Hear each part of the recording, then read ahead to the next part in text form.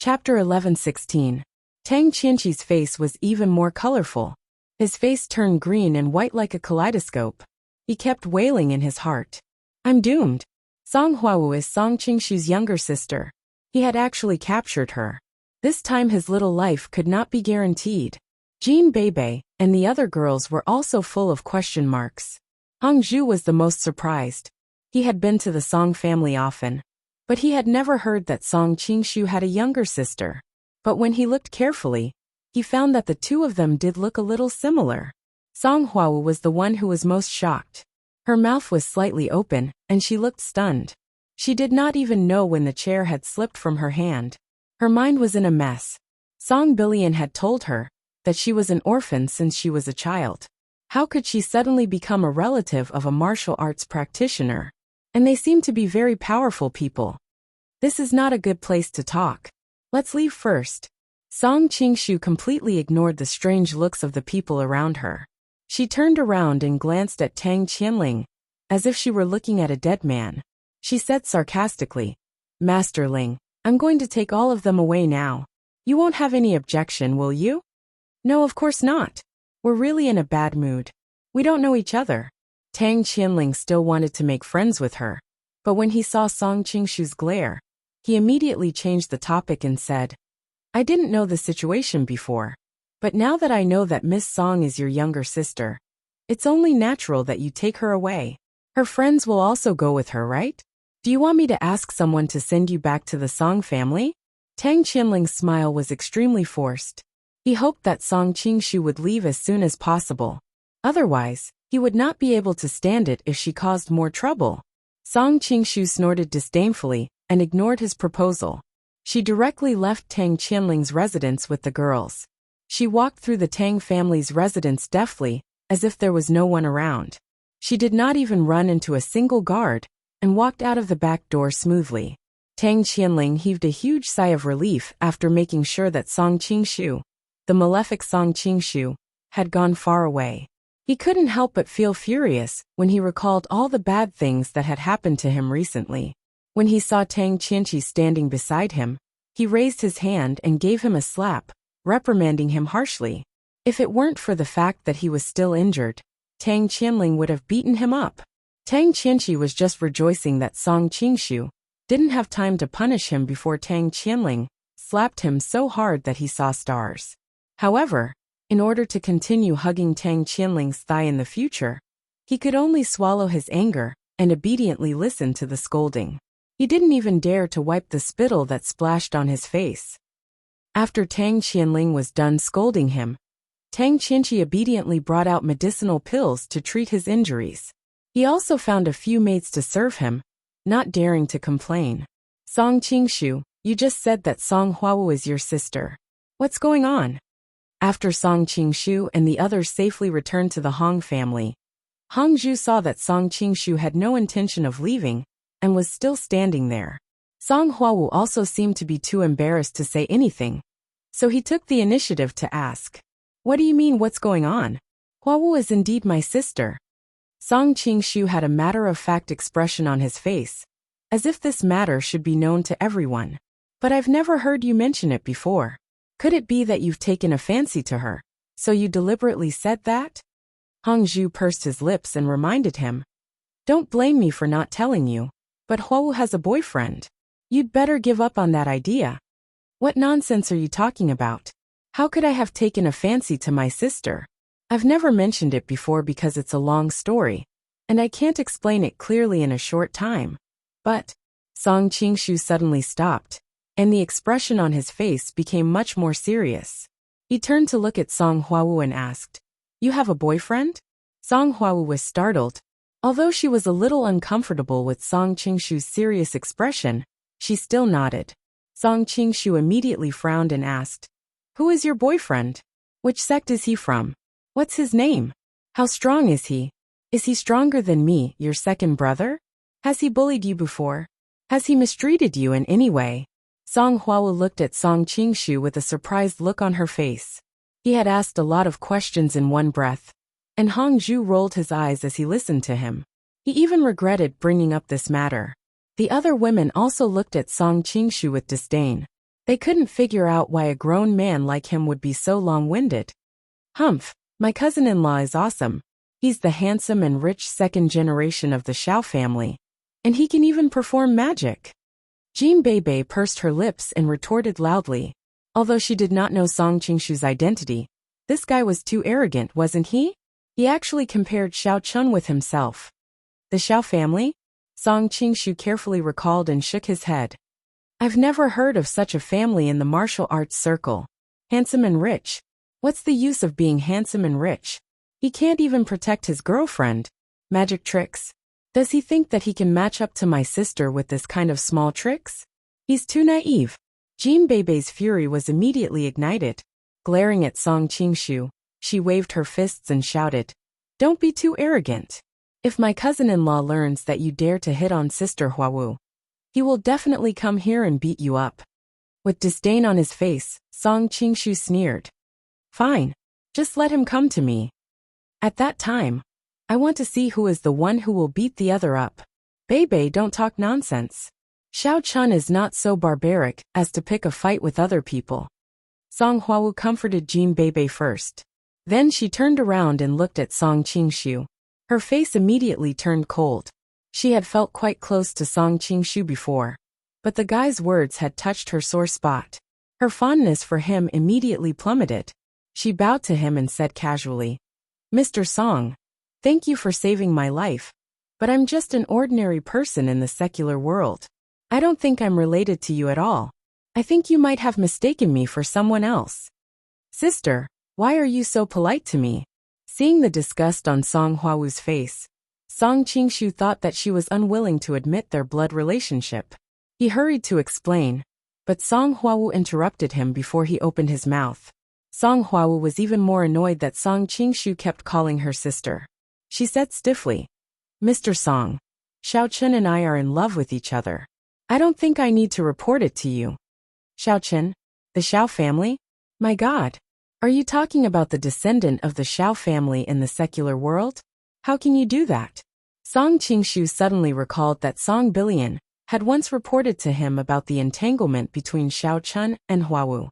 At that time, he did not pay much attention to it, but now he knew that it was true. Chapter 11:17. Song Qingshu put on a straight face and advised sternly, "Huawu, you're a disciple of the Song family in the martial arts world. Although you haven't been recognized by the family, you can't hang out with a kid from the secular world. That's too embarrassing. Song, Gong, Z, I've already said that I'm not your sister. And no matter who I want to be with, it's my freedom. I'm afraid that's none of your business."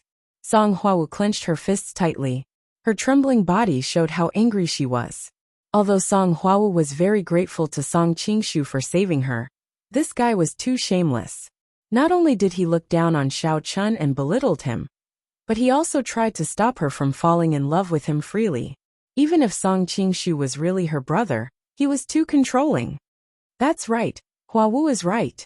Hongzhu, who had been neutral, could not stand it anymore. Song Qingshu was too arrogant.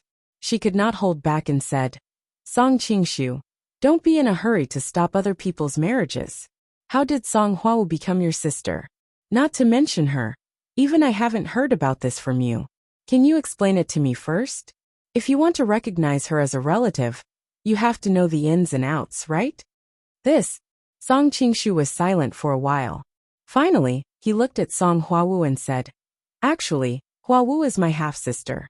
However, back then, the family was very opposed to my father's relationship with Huawu's mother. They were unwilling to acknowledge Huawu's existence. So my father had no choice but to secretly send her to the secular world." "Then how do you know that Song Huawu is your sister? What if they have the same name?" Xiao Xiao asked. The girls nodded. They wanted to know the answer to this question too. "Because I knew about Huawu a long time ago," Song Qingshu said honestly.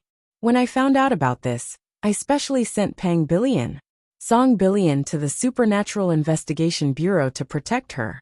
However, this guy is too selfish, so I taught him a few lessons." "Deputy Bureau Chief Song, you sent him?" Song Huawu asked doubtfully. Song Qingshu nodded calmly. Seeing that Song Huawu still did not believe him, he added, Hua Wu, you were shot once, right? When I received the news, I specially went to the hospital to visit you and gave Song Billion a small rejuvenation pill.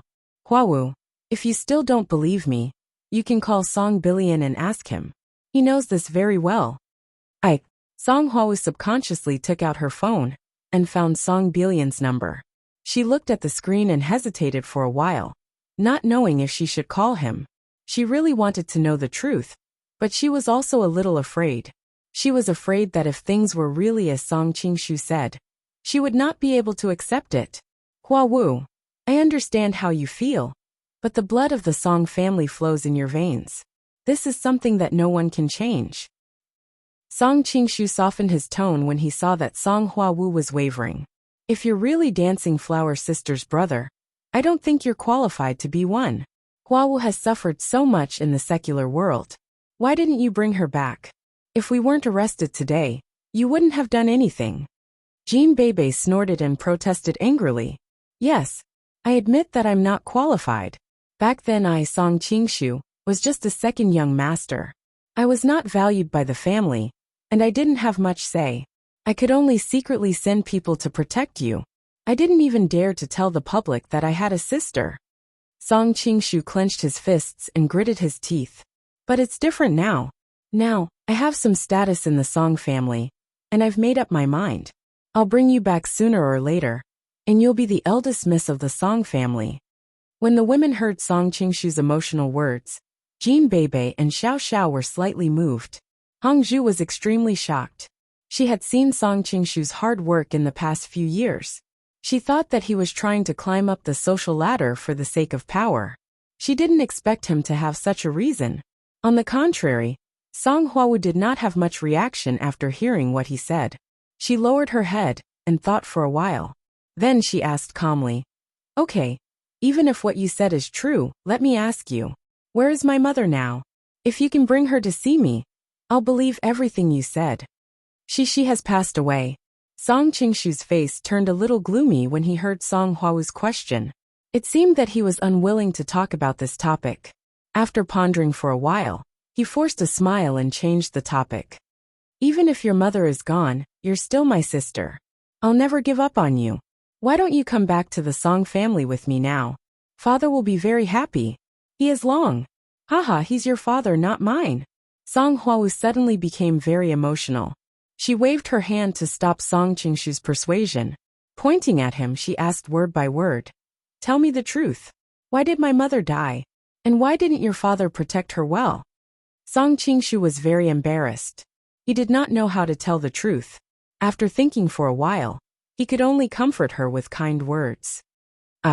Oh, actually, I think there are some problems. We might as well think more optimistically. Don't say those useless things. How on earth did my mother die? Tell me quickly. Otherwise, I'll leave now. I guarantee that you'll never find me again in this life. Don't ever think that I'll be your sister again. Before Song Qingshu finished speaking, Song Hua Wu interrupted him and shouted loudly. The other women present were all shocked. They did not expect that Song Hua Wu, who usually looked cold and quiet and spoke softly, could be so terrifying when she was angry. Although they could understand Song Hua Wu's feelings at the moment, they did not dare to step forward to persuade her. They could only look at each other, not knowing what to do. Song Qingshu's expression was not very good either. Seeing Song Hua Wu's unusual emotional fluctuations, he knew that this matter had left a deep scar in her heart. Thinking about it, any orphan who had no parents would find it difficult to control their emotions when they suddenly found out that they had a father and a mother, and that one of them was living well. A girl like Song Hua Wu, who was used to shouldering everything by herself, had an extremely fragile heart under her strong exterior. When she heard that her mother had passed away, and that her father had sent her to the secular world, turning her into an orphan, and that she could not find any traces of Xiao Chun, and was threatened to be arrested by the Tang clan, even someone as calm as her finally broke down under the pressure.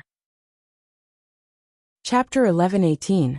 Looking at Song Hua Wu pitifully, Song Qingshu wanted to say something but hesitated. However, things had already come to this point, and it was clear that there was no room for redemption. He could only take a deep breath and said bitterly, That year, Grandpa ordered your mother to be expelled from the Song family. Your mother was as tenacious as you, so she did not plead with anyone. Without saying anything, she left with you, who was still a baby. Later. What happened later? Song Huawu's voice was a little hoarse. She had already vaguely guessed what happened later.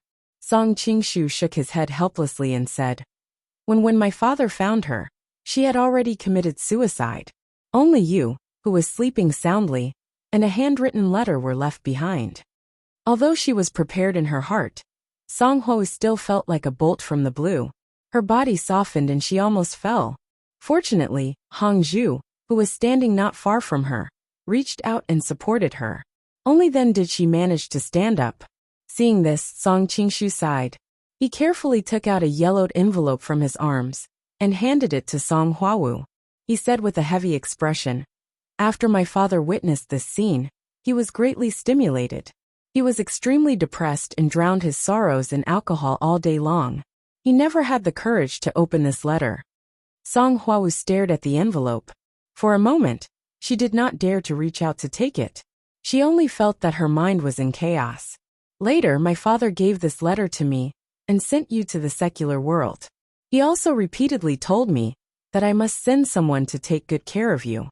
If there is this opportunity in the future, I will take out the letter and give it to you. Song Qingshu told him everything that happened after that. Then, he fell silent and looked at Song Huawu quietly. Song Huawu took the envelope with trembling hands. She felt that her hands were extremely heavy. She looked down at the envelope and saw the words, Meng Xiao's last words, written in blood. Only then did she know that her biological mother's name was so beautiful. The beautiful handwriting contrasted with the dark red blood, revealing a kind of sadness and despair. Song Huawu stared blankly at the envelope and did not move for a long time. Drip! When a crystal-clear teardrop fell on the envelope, Song Huawu realized that her face was already covered in tears. At this moment, she finally understood that her mother's name was no longer important. She had long disappeared from this world, and she would never have the chance to see her again. Huawu, it's already happened. Don't be too sad. Since Song Qingshu is so sincere and wants to invite you back to the Song family, why don't you consider it? Hong Zhu walked over, pulled the grief-stricken Song Huawu into his arms, and said in a low voice, After all, he and his father haven't had a good time these past few years. Just take it as a chance to make it up to them. It's Sister Ao Huawu. Although the Song family's patriarch and that man are quite heartless, you are still related by blood. You are all a family. How about this? You can spend their money extravagantly after you get there. Consider it your revenge. Jean Bebe thought for a moment and added, Besides, you still have my cousin-in-law. Even if you make the Song family bankrupt, my cousin-in-law will support you for the rest of your life. Sister Bebe, don't make a fuss. Don't you know where you are? Xiao Xiao glanced at Jean Bebe. She wanted to comfort Song Huawu, but her eyes turned red the moment she opened her mouth. It was because Xiao Xiao was the one who could sympathize with Song Huawu the most among all the people on the spot. She was an orphan herself. Had it not been for the Xiao family, her ending would probably have been even worse than Song Huawu's. Seeing that Song Huawu was crying so hard right now, she was touched too, and could not say anything for a moment. Song Huawu cried for a while longer, and finally stopped crying. She wiped the tears on her face and suddenly said, I will not go back to the Song family. Ha! Hong Zhu and Jean Bebe exclaimed at the same time, with puzzled expressions on their faces. Xiao Xiao, on the other hand, did not say anything but simply nodded. Xiao Xiao could understand Song Huawu. If Xiao Xiao had been driven out by her family and suddenly said that she would accept her, she would not have been able to accept it either. Besides, Song Huawu had been living alone for such a long time. She was even more reluctant to accept it emotionally. Huawu you. Song Qingshu opened his mouth hesitantly, but he did not know what to say. Song Huawu had calmed down. She carefully put away the envelope and raised her head, saying coldly, I don't care about the title of Miss Song, and I don't care how powerful the Song family is in the internal martial arts circle. Since my mother and I were driven out years ago, I have nothing to do with the Song family now. The purpose of my coming to the internal martial arts circle this time is to find Xiao Chen. I'm not interested in anything else. Looking at Song Huawu's cold expression, Song Qingshu said helplessly, Huawu, I know you're upset. Although Grandpa made a wrong decision, the Song family is your final home. I also know that you may not be able to accept this fact now, but I still hope that you can consider my invitation carefully. Song Qingshu knew that the Song family was in the wrong in this matter, and he also knew that Song Huawu would not go back with him obediently, so he did not force her. Song Huawu shook her head and said lightly, Young Master Song, I've made it very clear. Please go back. She had been an orphan since she was young, and did not have much sense of belonging to her family. Since her mother was no longer in this world, she did not want to return to that inhumane family. Only by finding Xiao Chen and staying by his side would she be able to bring her a trace of comfort. However, after ordering her guest to leave, Song Huawu remembered that she was in the Hong family. She put away her gloomy mood and forced an apologetic smile on her face. She turned to Hong Zhu and said, Hong Zhu, can you arrange a room for us to stay in? I'm a little tired and would like to rest early. We still have to continue looking for Xiao Chen tomorrow. Yes, no problem. Come with me. Hong Zhu readily agreed and left the hall with Song Huawu and the other women. When they walked out of the room, she secretly turned around and gave Song Qingshu a look, indicating that he should go back first and leave the rest to her for the time being. Song Qingshu nodded. He also felt that it was not suitable for him to stay in the Hong family any longer, lest he caused Song Huawu a second time. He could only leave the Hong family unhappily and return to the Song family to inform his father. Hundreds of miles away from the Hong family, in the forest near the open heaven gate, Xiao Chen was hiding behind a large tree with Xing Las, Tian Wangshou, and the other women. Chapter 11:19. Xiao Chen released his divine sense and carefully examined the surrounding environment. He discovered that there were many guards patrolling outside of Awakening Heaven Gate. There were also a few experts hiding vigilantly in the shadows. It seemed that the security was very tight. However, no matter how powerful an expert was, it was not enough in front of a cultivator like Xiao Chen. He roughly estimated that if he wanted to quietly sneak into Awakening Heaven Gate, as long as he grasped the right timing, it should not be too difficult. However, the sky was not completely dark yet. Furthermore, little girl Xing had just mentioned that in another half an hour, the patrolling guards would be changing shifts. Therefore, for the sake of safety, Xiao Chen decided to wait a while before entering. Elder Sun lives in the courtyard on the west side. The courtyard on the east side is where sect leader Sita lives. Little girl Xing picked up a branch and drew a simple layout of Awakening Heaven Gate on the ground. She pointed to a location and said, You can sneak in from this place. The security here is relatively lax. As for me, I will not go in to avoid arousing Elder Sun's suspicions. Actually, little girl Xing was still in a state of confusion. She did not know if she should help Xiao Chen solve his problem, or stand on Awakening Heaven Gate's side to protect the sect. Unable to make a decision, she simply pushed the matter aside, and did not plan on going in with Xiao Chen. Otherwise, if she met disciples of the sect that she was familiar with, it would be hard for her to explain. I say, little girl Xing, what is your full name? Xiao Chen glanced at the sloppy map, and suddenly raised his head, asking with interest, You, why are you suddenly asking this? Little girl Xing was startled. She did not understand what Xiao Chen was playing at. That's right. If my husband Xiao Chen didn't mention it, Sister Sour wouldn't have noticed. I don't even know your full name.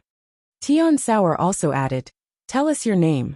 Otherwise, if we keep calling you little girl Xing, or young master ladyboy, how unfriendly would that be?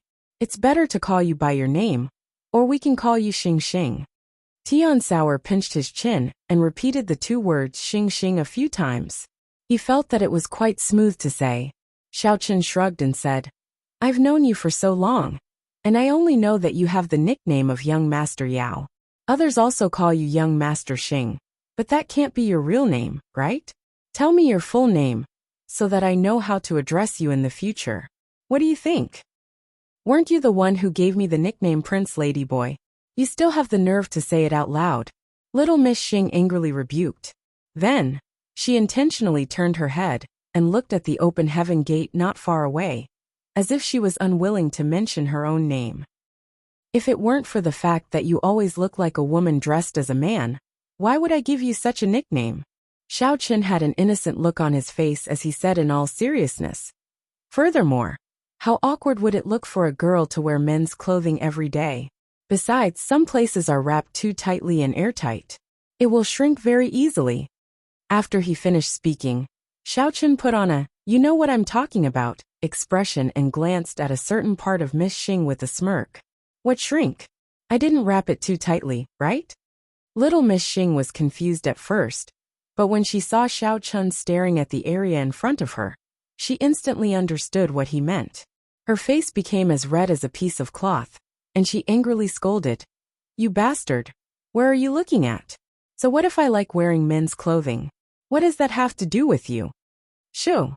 Tian Souring jumped in fright and hurriedly raised his index finger to his lips, making a shushing gesture.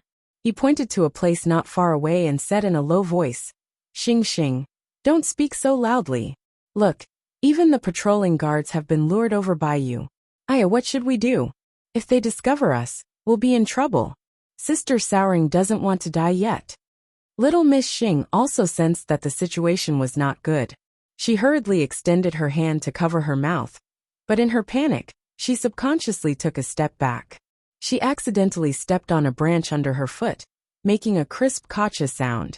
She was so scared that her whole body trembled, and her heart trembled. Who's there?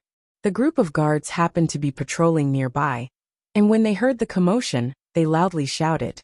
They vigilantly stared at the place where the sound came from, and cautiously approached. Seeing that the guards were getting closer and closer, little Miss Xing was anxious, and prepared to take the initiative to step out. After all, she was a member of Awakening Heaven sect, so the guards wouldn't suspect her too much. She would first send them away before anything else. However, before little Miss Xing could step out, Xiao Chen pulled her back, smiled and snapped his fingers. Then, he quietly stood in the same spot, leisurely and not at all worried. Little Miss Xing was about to go crazy. She didn't know why Xiao Chen would pull her back and not let her go. But since things had already developed to this point, she could only close her eyes and wait for the guards to come over before making a move. However, as she waited, she heard the approaching footsteps gradually fading away. Little Miss Xing was greatly astonished. She opened her eyes and carefully peeked her head out to take a look. To her surprise, she discovered that the guards had all turned around and returned to their original patrolling positions. It was as if nothing had happened. Wah! Husband Xiao Chen, you are really too amazing. You can control so many people at once. Tian Souring cheered and gave a thumbs up to Xiao Chen.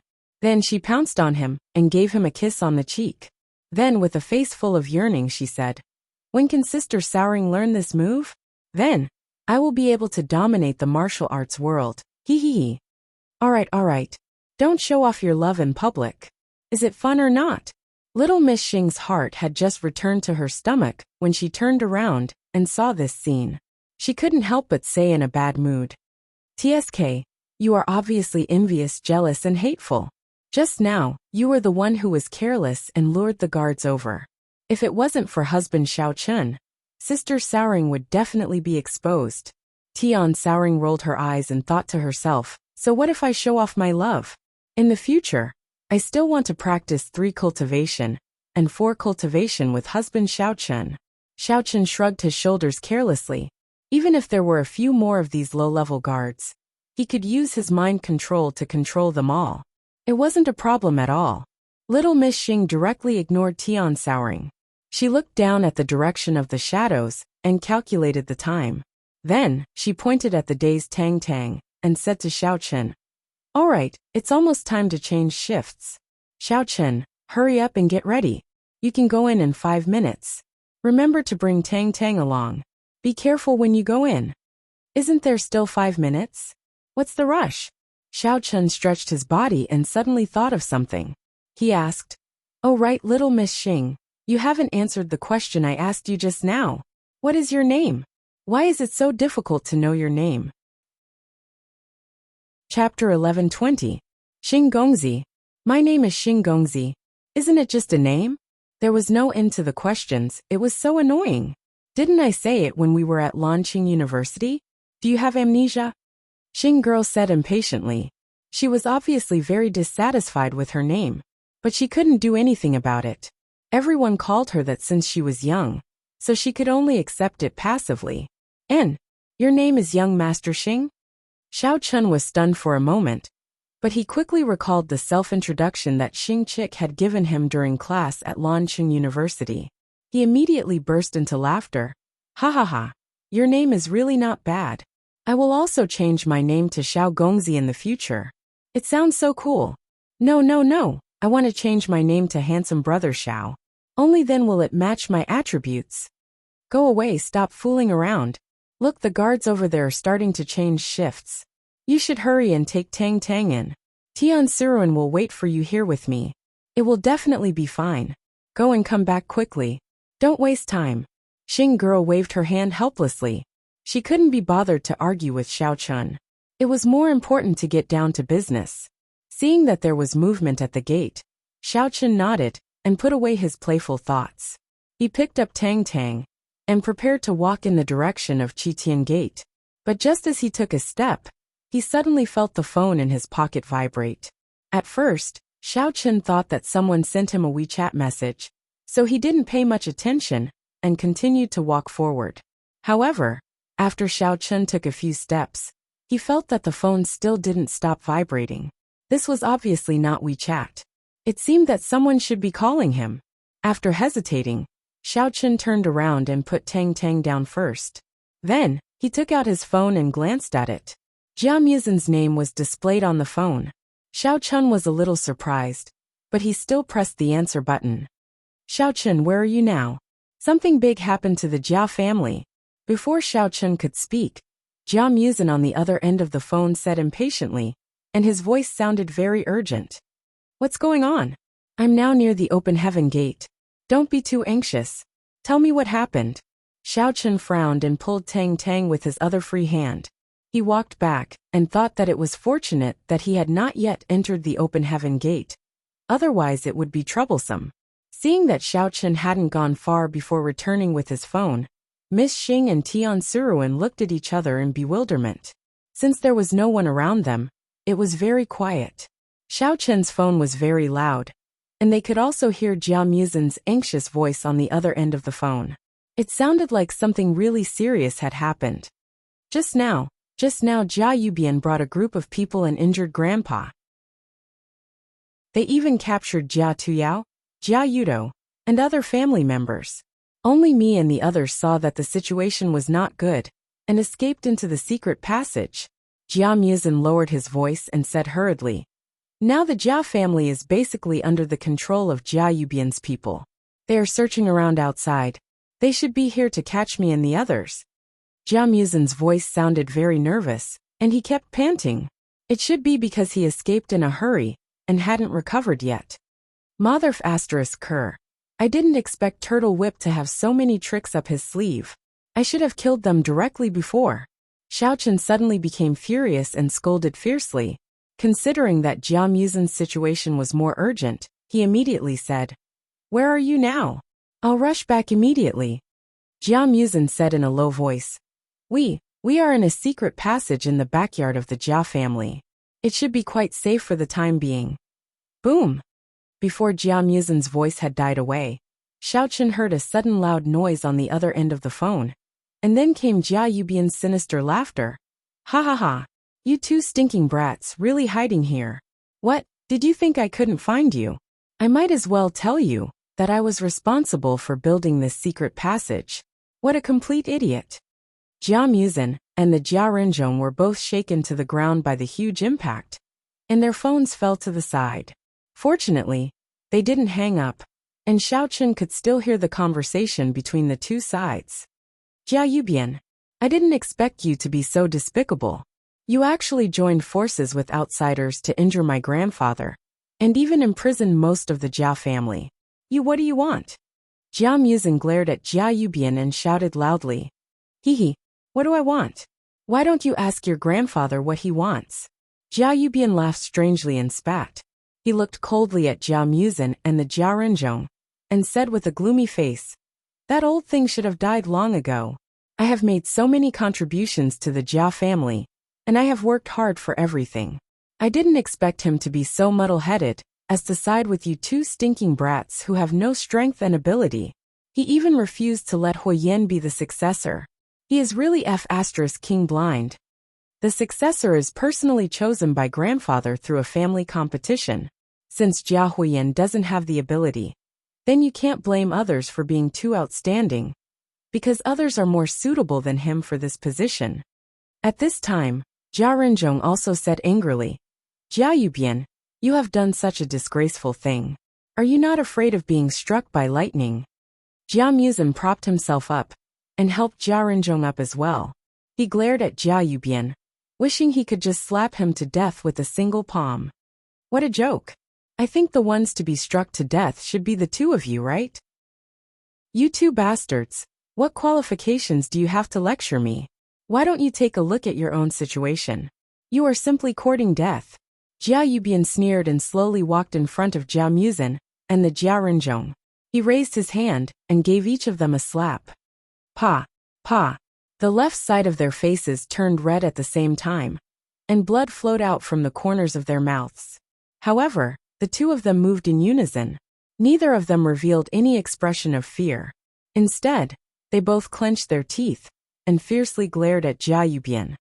Enough, don't talk nonsense with these two brats. Hurry up and capture them. Prepare for the next step of the plan. Jia Yubian still wanted to make a move, but a black-clothed man behind him suddenly said indifferently, and then waved his hand. The other black-clothed men immediately rushed forward and quickly and efficiently tied up Jia Muzin and the Jia Renzhong. They were escorted out of the secret passage, and then the black-clothed men also left. Jia Yubian was about to follow them when he suddenly saw a glimmer of light on the ground not far away. He was a little surprised and walked over to take a look. He discovered that it was the phone that Jia Muzin had thrown away. On it was Xiao Chen's name, and it was still in a call state. Chapter 11:21. Jia Yubian's expression did not change. He proudly picked up the phone and said with a smirk, "Yo Xiao Chen, you must have heard the conversation just now, right? If you still regard Jia Muzin as your friend, come back to the Jia family, and let's sit down and have a good talk. Turtle Whip, I can give you a chance. Now immediately release Jia Muzin and the Jia Renzhong, and then take your disabled son and roll out of the Jia family. Otherwise, when I get back, don't even think about having a good ending." Xiao Chen clenched his fists tightly and gritted his teeth as he spat out each word. Originally, he did not want to negotiate with Jia Yubian. After all, it was not easy for him to reach Qitian Gate, and he could cure Tang Tang immediately. It would be best if they could solve it peacefully. However, it seemed that Xiao Chen's attempt did not have any effect. Ha ha ha ha ha. When Jia Yubian heard Xiao Chen's warning, he was not angry but laughed. He provoked arrogantly, "It seems that you are as stupid as that idiot Jia Muzin. Now his life is in my hands. What qualifications do you have to negotiate with me? Are you out of your mind? Turtle Whip, you will regret your choice now." Xiao Chen clenched his teeth so hard that they were about to shatter. His rage surged to the top of his head, and he wished that he could immediately dismember Jia Yubian and execute him. "Xiao Chen, since you said you have a choice, I might as well give you two choices now." Jia Yubian felt the anger of Xiao Chen on the other end of the phone. It was as comfortable as drinking a can of cold soda on a hot summer day. He said slowly, "The first is that you can never come back to the Jia family. The second is that you come and kowtow to me a few times, and then break your own tendons and vessels. But according to my understanding of you, I think you will choose the second one, and be a righteous idiot. Ha ha ha. Oh, I choose the third one, which is to go back and torture you until you beg for death. Finally, I give you a suggestion. Hurry up and prepare 2 Namo coffins, one for you and the other for your stupid son." After Xiao Chen said coldly, he directly hung up the phone and began to think about the next plan. "TSK, what the hell? You only know how to act cool until now." Jia Yubian didn't seem to care at all. He threw Jia Muzin's phone to the ground and stomped on it a few times. Only when the phone was trampled on and turned into scrap did he swagger out of the secret room. In the forest outside the open heaven gate, little Miss Xing and the others stood uneasily in place, watching Xiao Chen. Just now, the conversation between Xiao Chen and Jia Yubian was heard by Miss Xing and Tian Wangchuan, without missing a single word. The two girls saw that after Xiao Chen put down his phone, he kept frowning, as if he was thinking about something. They looked at each other and didn't dare to speak. They could only stand there quietly and wait. After waiting for a while, Xiao Chen seemed to have made a decision. He raised his head and looked at Xing Gongzi. He said, "Xing Gongzi, you must have heard the phone call just now. I'm going back to the Jia clan immediately. However, you don't have to go back with me. I have other things for you to do." "What is it?" Xing Gongzi asked subconsciously. "Help me steal some information from the open heaven gate. It's about the experimental drug Tang Tang. Since I can't directly go to Elder Sun to get the antidote, I can only start from other aspects. I want to see if there's any relevant information that I can take out and study." Xiao Chen said lightly. He didn't feel that there was anything wrong with it. "Okay, no problem. Hurry up and go save Jiao Muzin and the others. Leave the matter of Tang Tang to me." Xing Gongzi didn't even think about it, and directly nodded in agreement. However, she immediately regretted it. She was a little annoyed. Why did she listen to Xiao Chen so much? What was the situation just now? Why did I suddenly agree to it? Well, then I'll leave it to you. After you've successfully obtained the information, we'll contact each other again. Xiao Chen wanted to pat Xing Gongzi's shoulder, but his hand suddenly stopped in midair. He turned around and touched her little head. He said softly, "But the most important thing is to pay attention to your safety. If it's really difficult to get, don't take too big of a risk. Just give up. If worst comes to worst, I'll come back again." "Oh, I know." Xing Gongzi's little face inexplicably blushed. She bit her lower lip and wanted to say something. However, she couldn't say anything in the end. She could only nod and watch as Xiao Chen left. Xiao Chen was wholeheartedly thinking about Jia Muzin's safety. He didn't notice the change in Xing Gongzi's expression. He quickly took out his flying sword and brought Tang Tang and Tian Suruan onto it. He also stepped on it and urged his mental power. Whoosh! He broke through the air and disappeared into the distance in the blink of an eye. Although there was a lot of movement, the guards nearby were all changing shifts. No one noticed the movement of the flying sword. Xing Gongzi took a deep breath and calmed her emotions.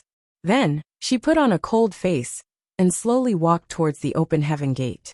The calm Xing Gongzi's heart was violently churning. She couldn't understand her own actions no matter how she thought about it. How could I so easily agree to Xiao Chen's request? And I even promised him to steal the sect's secret information. Isn't this too dangerous? Sigh. If I had known earlier, I would have thought it through first. Now that he had already run away, there was no turning back. I had to do it even if I didn't want to. Damn Xiao Chen, stinky Xiao Chen. If you have something to say, then say it nicely. Why did you have to touch my head for no reason? I'm not a kitten or a puppy. I'm also not your pet. How can you touch me whenever you want? This is really infuriating. While her mind was letting her imagination run wild, Xing Gongzi unknowingly walked into the open heaven gate. Although the guards were changing shifts, some people saw her. However, everyone recognized this lone sect disciple. Therefore, no one went up to question her. Looking at the scattered buildings in the distance, Xing Gongzi lightly sighed. Since she had already returned, she could only think of a way to trick Elder Sun over. Then she could plan to steal the information. Xiao Chen rode on the flying sword and flew at full speed for 2 days. When he passed by the heavenly jade mine, he discovered that it was still not under Jia Yubian's control. He quickly landed and found Jia Hongyong to get some spirit jades to replenish his strength. Then, he continued to rush towards the Jia clan. Jia Hongyong didn't know what had happened for the time being, and Xiao Chen didn't tell him much either.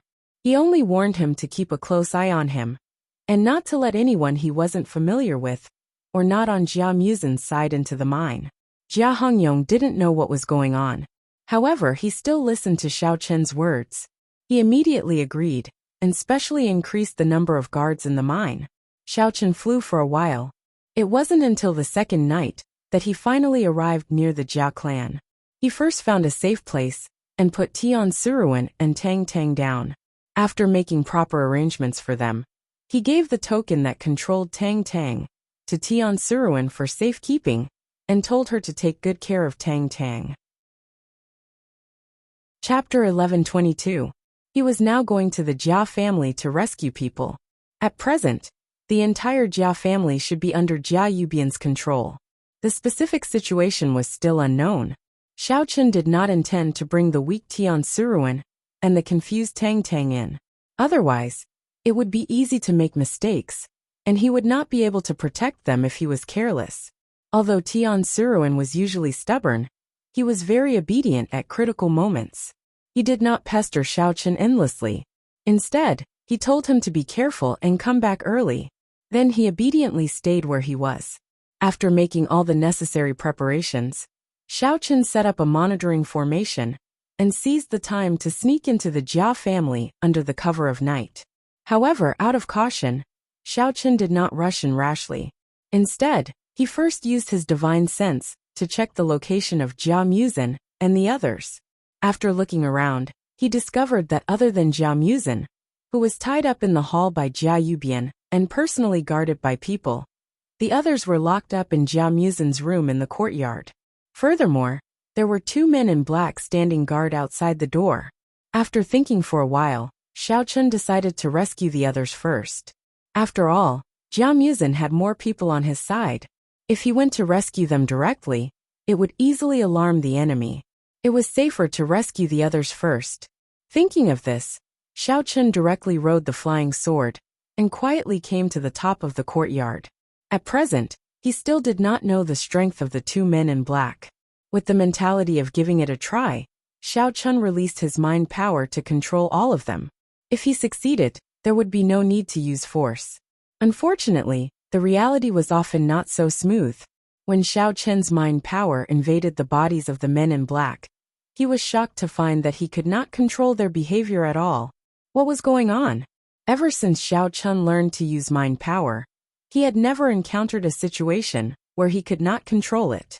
Just as he was puzzled, the 2 black-robed men seemed to have noticed something amiss. Whoosh! Whoosh! Hearing the sound of something breaking through the air, the 2 men in black turned around and looked up at the same time. They slapped heavily at Xiao Chen, who was standing in the air. Fortunately, Xiao Chen was still vigilant and reacted in time. He controlled the flying sword to dodge the 2 strong chis. At this time, there was no meaning in staying in the air. Xiao Chen simply landed in front of the black-robed man. It seems like you're quite capable.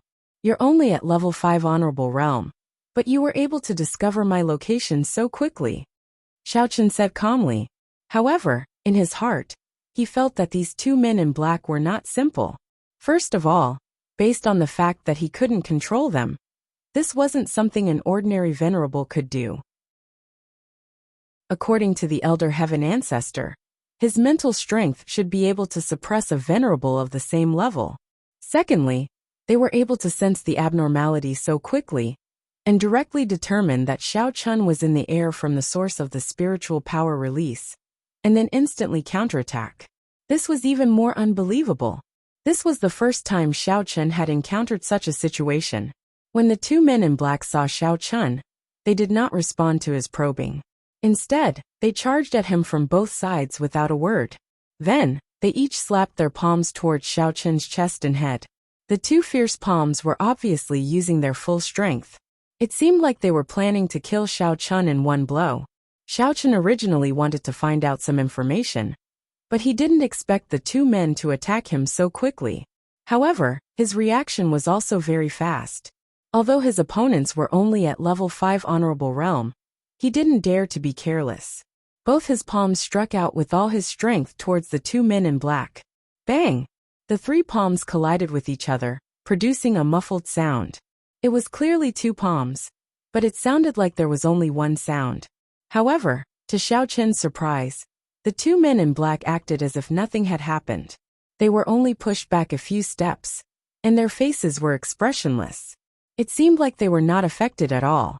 On the other hand, Xiao Chun was almost sent flying. He took a few steps back to alleviate the impact. He felt his palms go numb, and his internal organs were churning. His throat tasted sweet, and he almost vomited blood. Xiao Chun cursed in his heart. Was this really a level 5 honorable realm? Even when he was fighting Jia Jinyan, he was only at this level. Moreover, he had used almost 100% of his strength just now.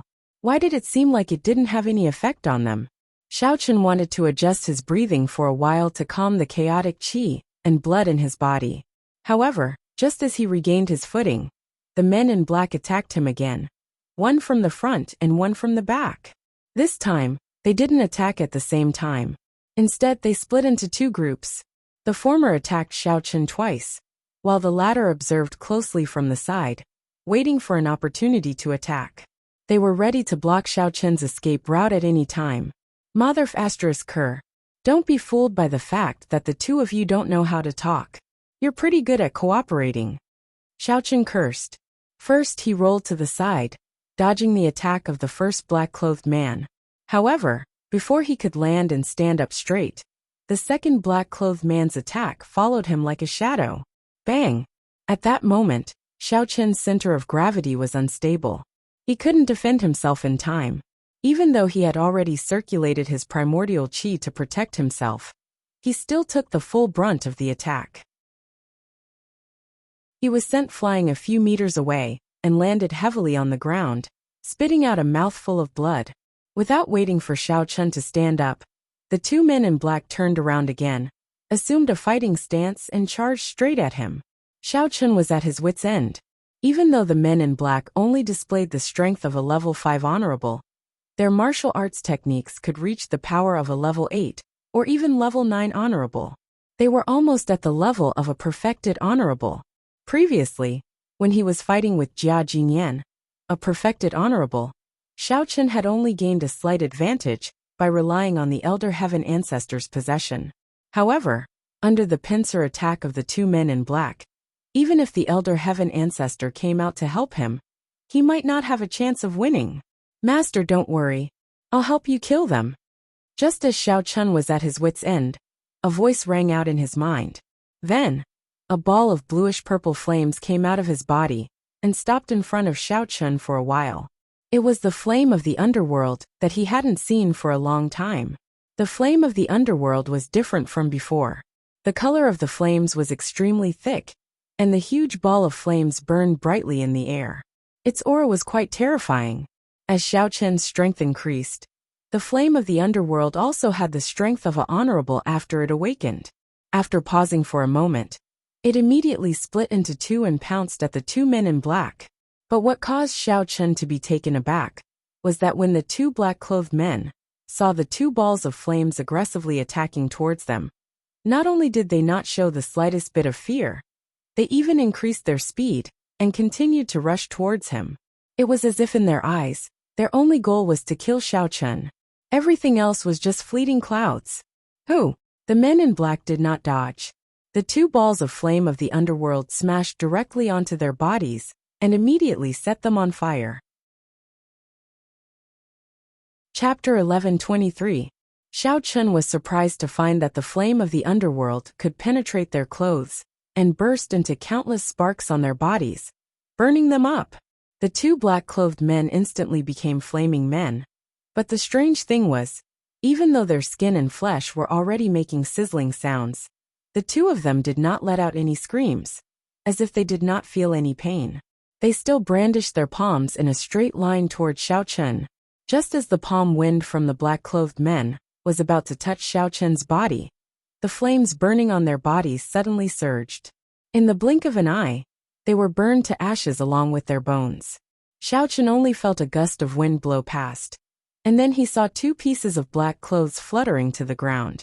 The entire scene was extremely strange. Damn, Nethery, isn't your new skill a little too overbearing? The people are burned, but the clothes are still there. It feels like a horror movie. I'll give you 5 yuan for this special effect.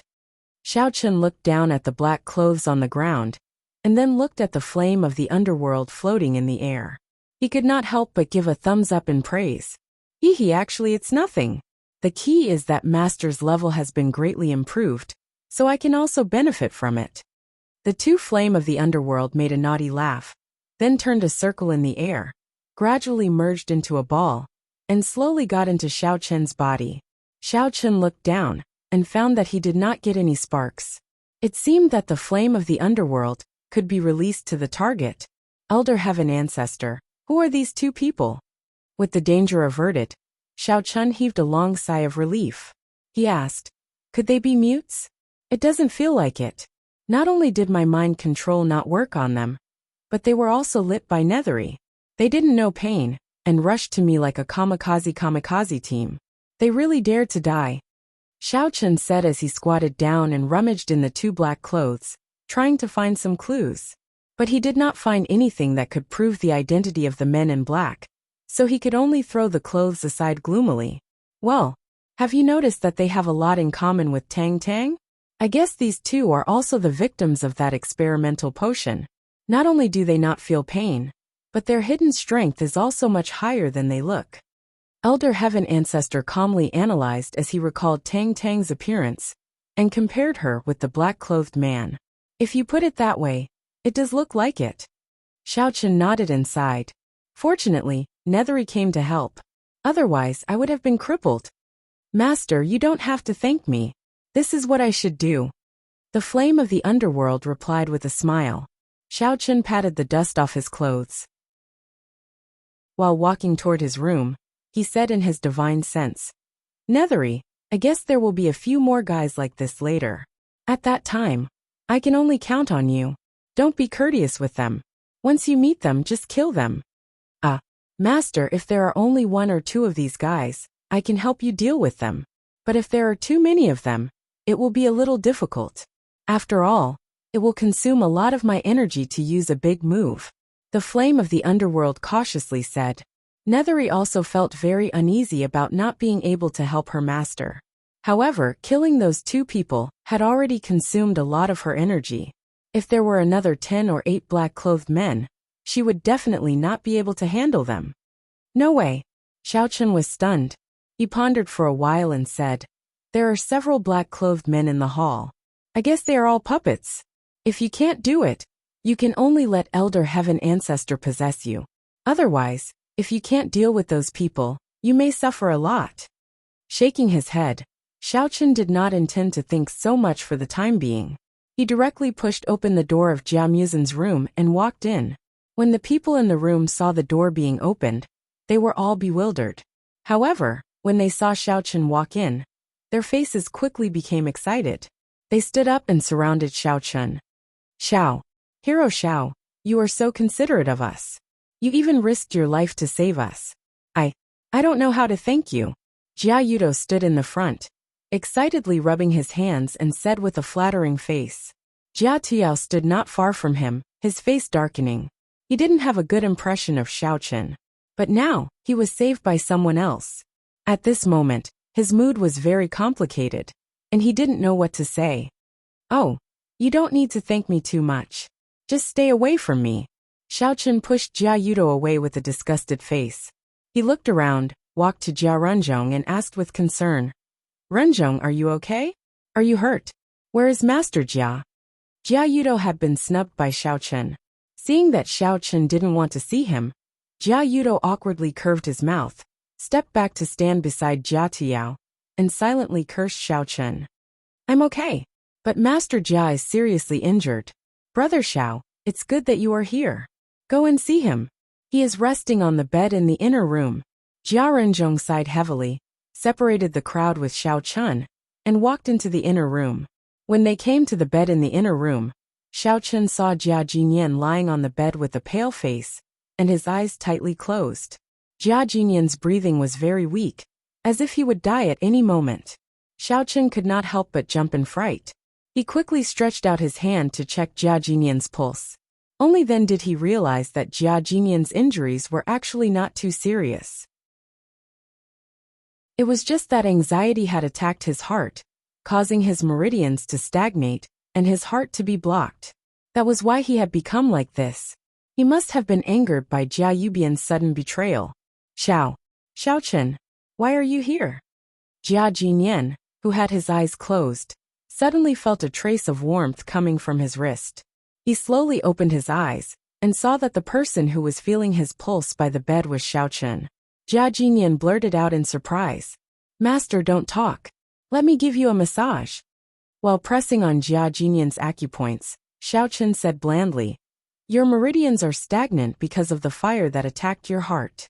I'll help you to smooth your qi and blood, relax your meridians, and activate your collaterals.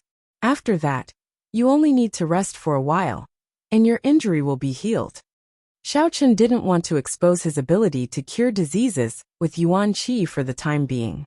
Therefore, he simply transferred his Yuan Qi bit by bit into Jia Jinyan's body with the help of a massage. "Alas, don't worry about my old bones. I just want to ask you one thing." Jia Jinyan wanted to hold Xiaochen, but suddenly, he felt a stream of qi flowing up from his lungs. He couldn't help but cough a few times and spit out a few mouthfuls of black blood. After that, he felt much more comfortable. Chapter 11:24. Seeing Jia Jinyan's surprised expression, Xiaochen explained simply, "This technique of mine is a unique skill of my family. It can soothe the internal organs, relax the meridians, and promote blood circulation. The effect is very fast." "Oh," Jia Jinyan nodded his head, not fully understanding. Then he thought of his own matters. He quickly grabbed Xiaochen's hand and said eagerly, "Hero Xiao, I know that your strength is definitely above mine. Now that the Jia family is in trouble, can I ask you to help me clean up the family and get rid of this unfilial son, Jia Yubian? Then you can save Mu Sun safely. The Jia family can only rely on him in the future. You don't have to say this. I will naturally go and save him. After all, he is my best friend." Xiaochen smiled and continued to massage Jia Jinyan as he spoke unhurriedly. "That's great. Then, Jia Jinyan was overjoyed and wanted to ask Xiaochen to set off immediately. However, Xiaochen didn't seem to be in a hurry, so Jia Jinyan didn't know what to say at the moment. Xiaochen said indifferently, "Everything has its priorities. Right now, the extravasated blood in your body is blocked, and it has already affected your heart meridian. I have to get all the extravasated blood out of your body first. Otherwise, with your current condition, I'm afraid you won't be able to hold on for long. You are Jia Muzan's grandfather. I can't just leave you to die, can I? If Jia Muzan knew that I didn't care about his grandfather's safety, he would definitely blame me." Jia Jinyan closed his eyes, gritted his teeth and nodded. Although he was still very worried about Jia Muzan's safety, Xiaochen really didn't lie. He knew his own body the best. It was indeed at a critical juncture, and he had no choice but to save him. The only thing he could do now was to let Xiaochen massage him first. After he got a little better, he would ask Xiaochen to think of a way to deal with Jia Yubian and the helper he invited. At the same time, in the Jia family's hall, on the mahogany chair that originally belonged to Jia Jinyan, Jia Yubian was sitting leisurely with his legs crossed. In his heart, he was fantasizing about how he would manage the family's business in the future. He was also calculating how much spirit jade he would need to use to exchange for a peak-grade medicinal pill for Jia Huyan to mend his dantian. Then, he would let Jia Huyan inherit the position of family head. After that, he would retreat behind the scenes and control the other affairs of the family. At that time, with power in his hands, wouldn't he be able to do whatever he wanted? "Jia Yubian, I think that Xiaochen is already here." Just as Jia Yubian was feeling complacent, the black-clothed leader who was with him before suddenly walked in from the door with a solemn expression and said in a deep voice, "Ah, who's here?" Jia Yubian was pulled out of his fantasy. He was in a bad mood and asked subconsciously. The leader of the men in black glared at him and continued, "Just now, a disciple of the sect came to report to me that the two men who were guarding the other members of the Jia clan suddenly lost their signal. I suppose they have been killed by Xiaochen. Let's go and meet him first." "What? Killed? Elder Chen, didn't you say before that they would have no problem dealing with Xiaochen? How could they be killed?" Jia Yubian finally heard Xiaochen's name clearly. He was so scared that he almost fell off the chair. After he stood up with great difficulty, Jia Yubian's face darkened, and he reprimanded loudly. Are these biohumans that you Awakening Heaven sect have researched reliable? I invested a lot of money in them. How could they be killed by Xiaochun so easily? Jia Yubian was very shocked at this time. He had been secretly cooperating with Awakening Heaven sect for many years behind Jia Jinyan's back. Many private, under-the-table transactions were jointly promoted by the two parties. There had never been any mistakes. This operation was the same. Previously, Elder Sun had vowed to him that he would do his best to ensure that Jia Yubian took the position of Jia clan's family head. Elder Sun had also specially asked Elder Chen to bring a team of biohumans to assist. Unexpectedly, two of them had died so easily. How could Jia Yubian not be anxious and angry? What? Are you doubting the strength of our Awakening Heaven sect? Elder Chen raised the corner of his mouth and glanced at Jia Yubian with disdain. Don't forget, it was you who cried and begged us to help. Now only two of our sect's toys have died. You have already begun to question the ability of Awakening Heaven sect. It seems that your trust in Awakening Heaven sect is only so. When I return this time, I will report to sect leader Situ and reevaluate your loyalty to Awakening Heaven sect. This, Elder Chen, I didn't mean that. Don't misunderstand. I just think that Xiao Chun is very cunning. Even Jia Jinyan, that old B***starred, can't do anything to him. That's why I'm a little worried. I'm afraid that you will also suffer in his hands. After all, we have already come this far. We can't take it lightly and fall in the hands of this guy. Jia Yubian couldn't help but shiver, and quickly explained with a humble face. He's just a kid who still smells of his mother's milk. What's there to be afraid of? Elder Chen impatiently waved his hand and said, Enough. Don't say such useless things. Hurry up and bring Jia Muzin along. We will be heading over immediately. Glaring fiercely at Jia Yubian, Elder Chen couldn't be bothered to talk with him anymore. He directly walked out the door and waved to the other black-clothed men. He quickly ran towards Jia Muzin's courtyard. Seeing that Elder Chen didn't pursue the matter any further, Jia Yubian let out a sigh of relief. He walked over to the bound Jia Muzin and gave him a heavy kick. Jia Muzin had been in a clear-headed state the entire time. Therefore, he had heard every word of the conversation between Jia Yubian and Elder Chen. Even though he had been kicked, he still looked at Jia Yubian with a mocking expression. Jia Yubian glared at him and fiercely said, It's all your fault, you little brat. You only know how to do bad things. Of all the people you could have brought back, you just had to bring back trouble like Xiaochun. Not only did I fail to make Huoyan the patriarch, but I also wasted so much effort fawning over this and that. In a moment, I will deal with you and Xiaochun. It can also be considered as helping my son vent his resentment. Keep dreaming. With Xiaochun's strength, getting rid of the few of you is a piece of cake. Just you wait. It won't be long before you and Jia Huoyan will pay the price for everything you've done today. Jia Muzin didn't show the slightest bit of fear as he coldly retorted. From his point of view, since Xiaochun could easily deal with two black-clothed men, the rest would definitely not be a problem. Jia Yubian was simply seeking his own death. Ha. You can continue to talk big. In any case, after today, you won't have the chance to talk anymore. Now, I will let you talk to your heart's content. Jia Yubian didn't get angry. Instead, he laughed and gave Jia Muzin another kick. Then, he picked him up and chased after Elder Chen and the others. Chapter 1125. Quickly arriving at Jia Muzin's courtyard, Elder Chen looked around vigilantly. He didn't find any trace of Xiaochun, but he did see two black clothes on the ground.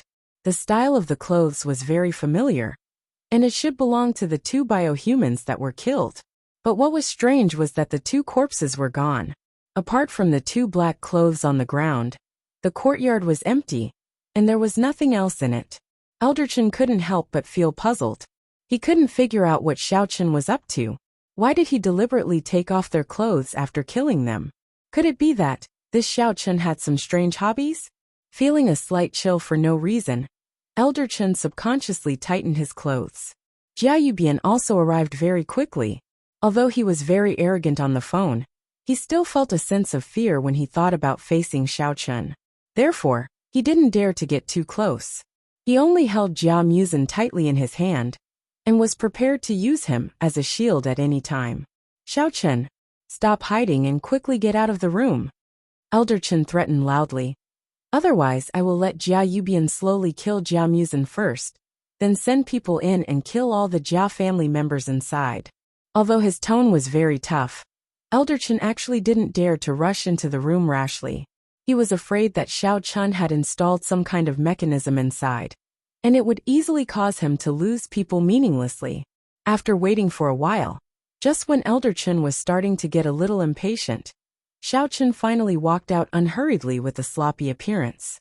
Xiao Chun heaved a sigh of relief when he saw that Jia Muzin was unscathed and had only suffered some superficial injuries. He had been at a critical juncture of treating Jia Jinyan's injuries, so he had been delayed. Moving his eyes away from Jia Muzin, Xiao Chun raised his head and saw 7 men in black standing behind Elder Chen. Their expressions and aura were exactly the same as the 2 men in black killed by Flame of the Underworld. Although his expression didn't change, Xiao Chen's heart was numb at this time. Even if Flame of the Underworld could kill 2 more, he might not be able to deal with the remaining 5 men in black, even if he relied on the Elder Heaven Ancestor's possession. What's more, there was a man in front who seemed to be the leader, who had been staring at him covetously. In addition, there was not a single person in the room behind Xiao Chun who could help. Although Jia Jinyan's injuries were no longer a problem, his vitality was greatly damaged and his body was weak. Currently, his strength had not recovered yet, so even if he forced himself to come out, he would only be a hindrance.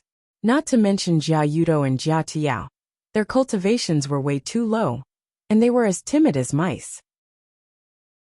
They only knew how to hide in the room, and they would probably wet their pants before the fight even started. Thousands of thoughts flashed across his mind, but in fact, it only lasted for a moment. Xiao Chen yawned and said with a bored face, "Why are you looking for me? Don't you know there are wounded people in the room? You're already dozens of years old, yet you still don't know the rules. Why are you making a racket in the middle of the night? What's wrong with you?" While talking unhurriedly, Xiao Chen's mind was spinning quickly, trying to figure out a way to deal with these men in black. Hee, Xiao Chen, I thought you didn't dare to come out, or ran away directly. I didn't know that you're so brave. Elder Chen crossed his arms in front of his chest, looked at Xiao Chen coldly, and said scornfully, "That's all?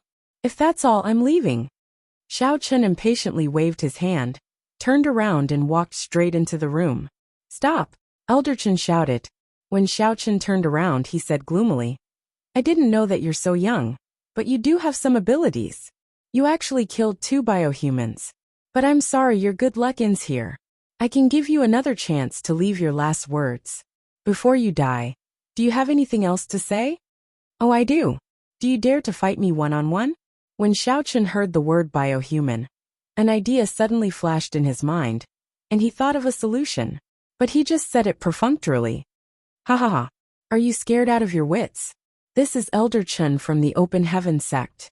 With such a noble identity, how could he fight one-on-one with an ant-like individual cultivator like you?" Seeing that Xiao Chen didn't take the initiative to attack, Jia Yubian thought that he was scared. He was happy, and swaggered forward to provoke him.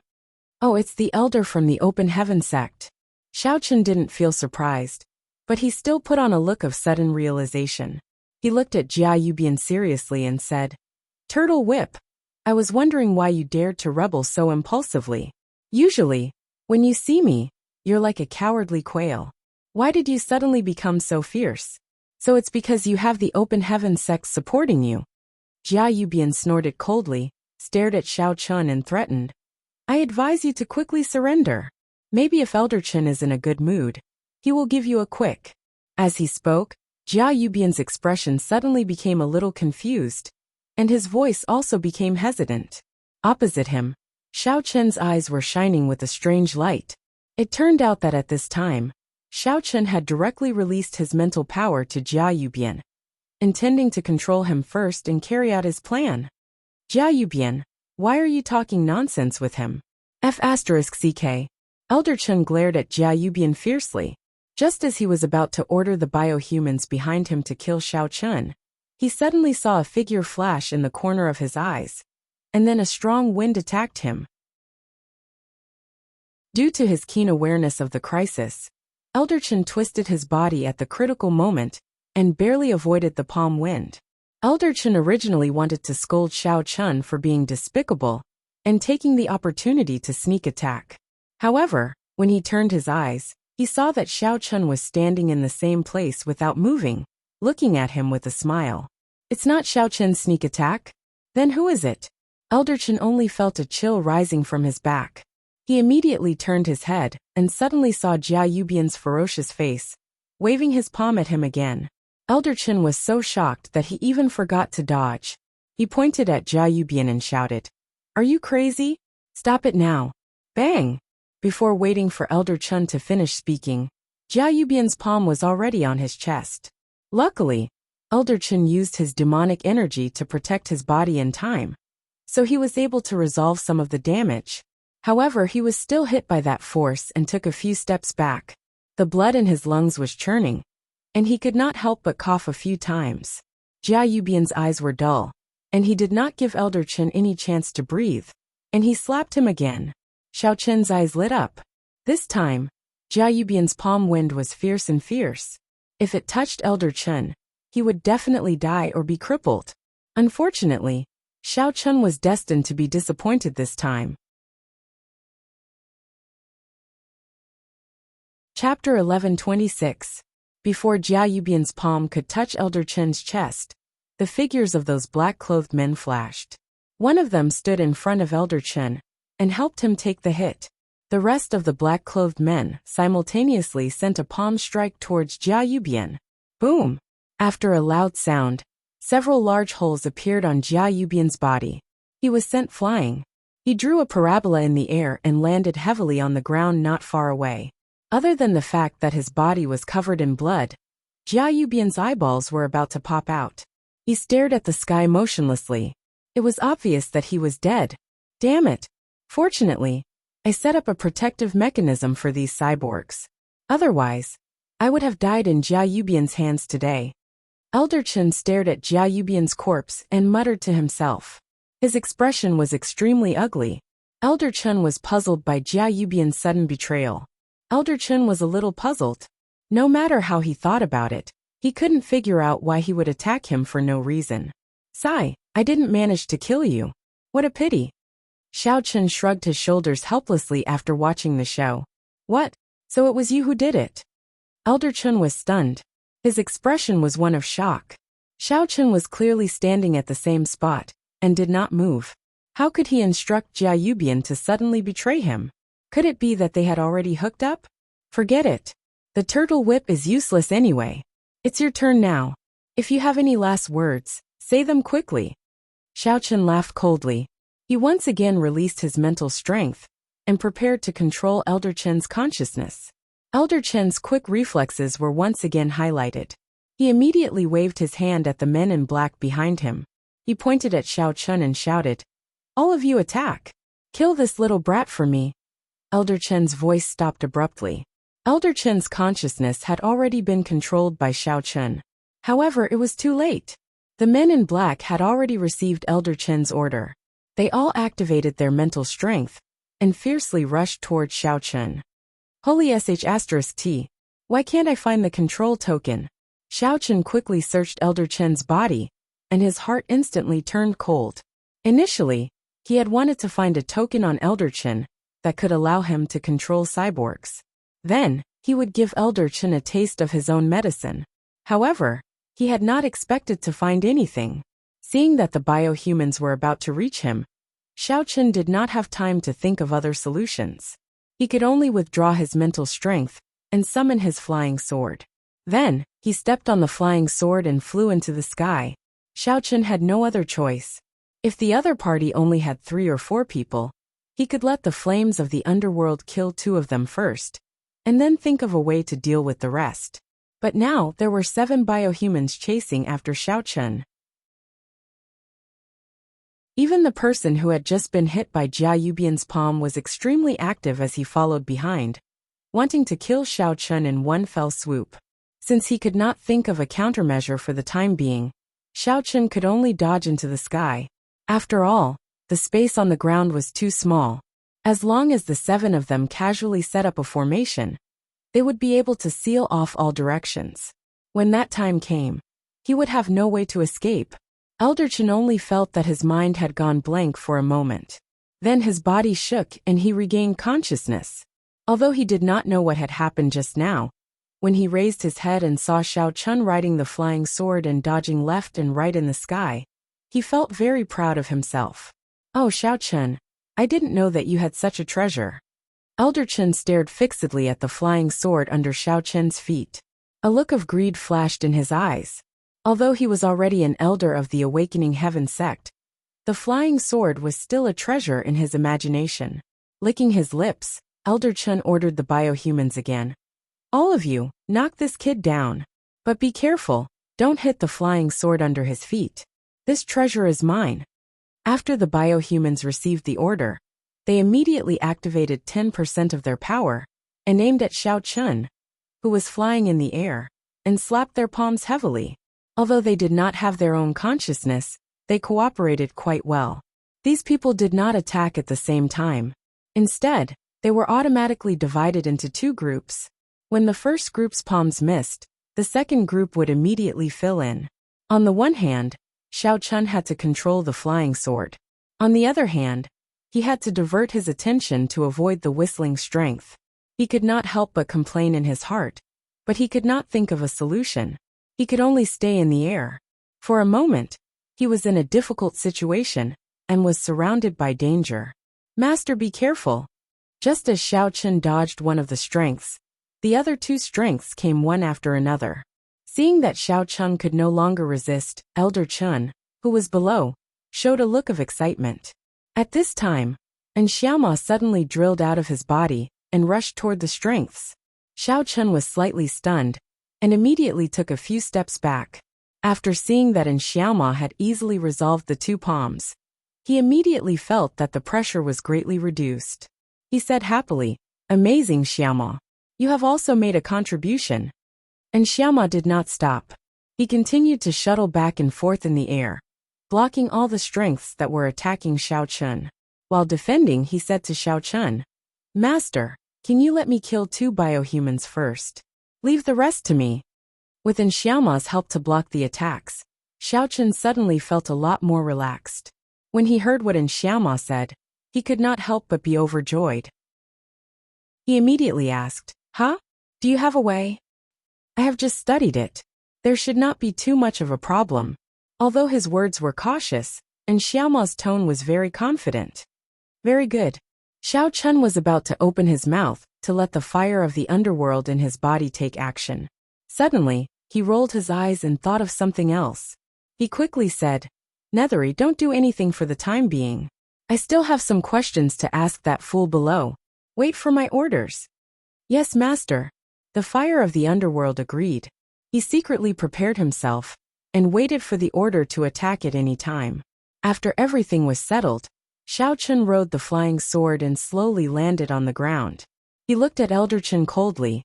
"I didn't expect it. I really didn't expect it." Elder Chen saw that Xiao Chun had landed, so he waved his hand and asked the biohumans to stop attacking. He raised his head and squinted at the black shadow of Xiaoma in the sky. He sighed and said, "Not only do you have a treasure like a flying sword, but you also have such a magical helper. I am really starting to envy you, Xiao Chun. Comparisons are odious. You don't have this kind of ability. It is only right that you look up to me." Xiao Chun sneered coldly. Elder Chen did not seem to be offended by Xiao Chun's sarcasm. He asked with a smile, "In that case, why don't we make a deal? Give me the flying sword under your feet, and tell me where you got that black fog from. Then, I will spare your life." Of course, Elder Chen would not be so kind. Xiao Chun was a disaster. He had to be killed. Chapter 1127. However, since he now had the upper hand, Elder Chen did not mind spending more time to figure out how to use the treasures in Xiao Chun's hands. After he had squeezed out all the remaining value from Xiao Chun, he would kill him directly. "Oh, can you really spare my life and not kill me?" Xiao Chen seemed to be quite tempted and confirmed again. Of course, a man of his word cannot be taken back. If I say I won't kill you, I definitely won't kill you. Elder Chen was secretly delighted. He thought to himself that young people were indeed impatient, and fell into the trap so quickly. Xiao Chen pondered for a long time, and seemed to have finally made a decision. He slapped the table and said, "All right. It just so happens that I have some questions to ask you." "Ah, what questions?" Elder Chen was overjoyed that he could obtain the treasures. When he heard the second half of Xiao Chen's sentence, he could not help but ask subconsciously. Xiao Chen smacked his lips and pointed at the black-clothed man. "I have to say these biohumans are indeed quite powerful. However, I am a little puzzled. You don't seem to have a token to control them, but they can all listen to your orders. What is going on? Token? You actually know about the token?" Elder Chen was slightly stunned at first, but he quickly reacted. Perhaps Xiao Chen had seen another type of test subject before, so he knew about the existence of the token. Seeing that Xiao Chen nodded calmly and had a thirsty look on his face, Elder Chen did not put up too much of a guard against this guy who was about to die. He explained calmly, "These are all high-level biohumans. They can be controlled remotely. I can give them orders by sending signals from a distance, so they will listen to my orders." When he recalled that Jia Huiyan and Tang Tang were quite far apart, and without the token, Tang Tang would be restless and do all kinds of uncontrollable actions, Xiao Chen suddenly realized. After all, it was easy to be limited by the distance when using the token to control the biohumans. For example, when he sneaked into the Jia family this time, he left all the women at the periphery and deliberately left the token to Qing Minjing and the others beside Tang Tang. He was afraid that after he left with the token, Tang Tang would go crazy inexplicably because she was too far away from the token. However, out of caution, Xiao Chen still asked, "Isn't it just a token? How advanced could it be? Don't try to fool me." "TSK, what do you know?" Elder Chen looked at Xiao Chen as if he was looking at a country bumpkin. He said with extreme disdain, "The token has an area of effect. The holder can only control it at a close distance, and there is a possibility that he or she will be in danger. Now that I don't have the token, I can continue to control them even if I am far away. Not only can you ensure your own safety, but you can also explore all kinds of secret passages." As he spoke, Elder Chen's expression suddenly changed. He realized that he had let the cat out of the bag. He immediately stopped talking and looked at Xiao Chen with a vigilant expression. Seeing his expression, Xiao Chen's mind turned quickly. This guy said that there was a secret passage? Could it be that they were going to use these biohumans to explore some dangerous places? So they had to control the actions of the biohumans when they were not present? While thinking quickly, Xiao Chen pretended that he did not understand. He asked with a puzzled expression, "The strength of the Open Heaven sect is so high. Why are you afraid of safety? Is there any secret passage in the inner martial arts world that you don't dare to enter? You don't need to know this." Elder Chen glanced at Xiao Chen and said impatiently, "All right, since your problem has been solved, then hand over the flying sword. And the black fog in the air, where did you get it from? Hurry up and tell me the truth." If it was not for the things in his hands, Elder Chen would not have bothered to talk nonsense with him. This brat was young, but he had a lot of treasures. "I can't remember this. You have to let me think about it first and recall it." Xiao Chen knew Elder Chen's little plan. Naturally, he would not hand over the flying sword and in Xiaoma. So, he deliberately pretended to be polite and played the Tai Chi Dao. Elder Chen glared fiercely at Xiao Chen and shouted fiercely, "Hurry up! Don't think that you are safe with that thing taking the bullet for you. Believe it or not, I can still kill you in minutes." "Oh, I don't believe it." Xiao Chen laughed. He circulated his mental cultivation method and flew towards Elder Chen, sending a palm strike at him. "Brat, you are courting death." Elder Chen was fooled. He immediately retreated and shouted angrily. Xiao Chen was too lazy to pay attention to him. He directly ordered the flame of the underworld, and in Xiaoma, "Little Nethery, go and kill the 2 biohumans on the left. And Xiaoma, I will leave the other 5 to you." "Yes, master." The flame of the underworld immediately drilled out of Xiao Chen's body and divided into two groups to attack the biohuman on the left. And Xiaoma descended from the air and rushed toward the biohuman on the right. Damn! What is this? Elder Chen was about to command the biohumans to attack Xiao Chun when he suddenly saw two groups of bluish-purple flames coming out of nowhere and pouncing toward the two biohumans on the side. The black shadow in the air also swooped down and directly drilled into the head of one of the biohumans. He was shocked. You don't need to know. You just need to know that these things don't belong to you. Xiao Chun smiled slightly and continued to approach Elder Chen step by step. Elder Chen was a little flustered and involuntarily took a few steps back. He quickly waved to the other four biohumans and said, "You guys quickly kill this brat." However, to Elder Chen's surprise, as soon as he finished speaking, the black shadow quickly ran out of the biohuman's head and quickly drilled into the heads of the other four biohumans. It was like a swimming fish, extremely fast. After the five biohumans were touched by the black shadow, they seemed to not hear Elder Chen's orders. Their bodies kept swaying, and it didn't take long for their arms to drop. They stopped moving forward and stood in place blankly, not moving at all. The other two biohumans had already been engulfed by the strange flame and were burned to ashes in a breath's time. Only two black clothes were left behind. They fluttered in the wind for a while before gently landing on the ground. The two black clothes formed a beautiful contrast with the other two black clothes not far away. How is this possible? Seeing this scene, Elder Chen was shocked. He finally understood how the two biohumans had died before. Panicking, Elder Chen ordered the other cyborgs to attack Xiao Chen again. However, unlike before, the cyborgs did not react at all. They remained rooted to the ground like idiots. Elder Chen was really dumbfounded this time. However, the current situation did not allow him to think too much. As there were no biohumans to stop him, Xiao Chen immediately slammed his palm after approaching. The palm wind was like a hot knife through butter, making a whooshing sound. Chapter 1128. In desperation, Elder Chen could only bite the bullet and wave his palm to meet the attack. Bang! The two of them collided with each other's palms. Elder Chen had obviously underestimated Xiao Chen's strength. In addition to the sudden change, he was caught off guard and could not resist with all his strength. He was directly blasted away. He opened his mouth in the air and spat out a mouthful of blood. Then, he fell heavily beside Jia Yubian's corpse. Xiao Chen only took a step back and stared at Elder Chen coldly. Even his expression did not change at all. "Master, these 5 biohumans have been possessed by me. Now they are no longer controlled by the open heavenly door. You can directly order them to do anything. But it is only temporary." And Xiaoma came out of the head of the last biohuman and came in front of Xiao Chun to report respectfully.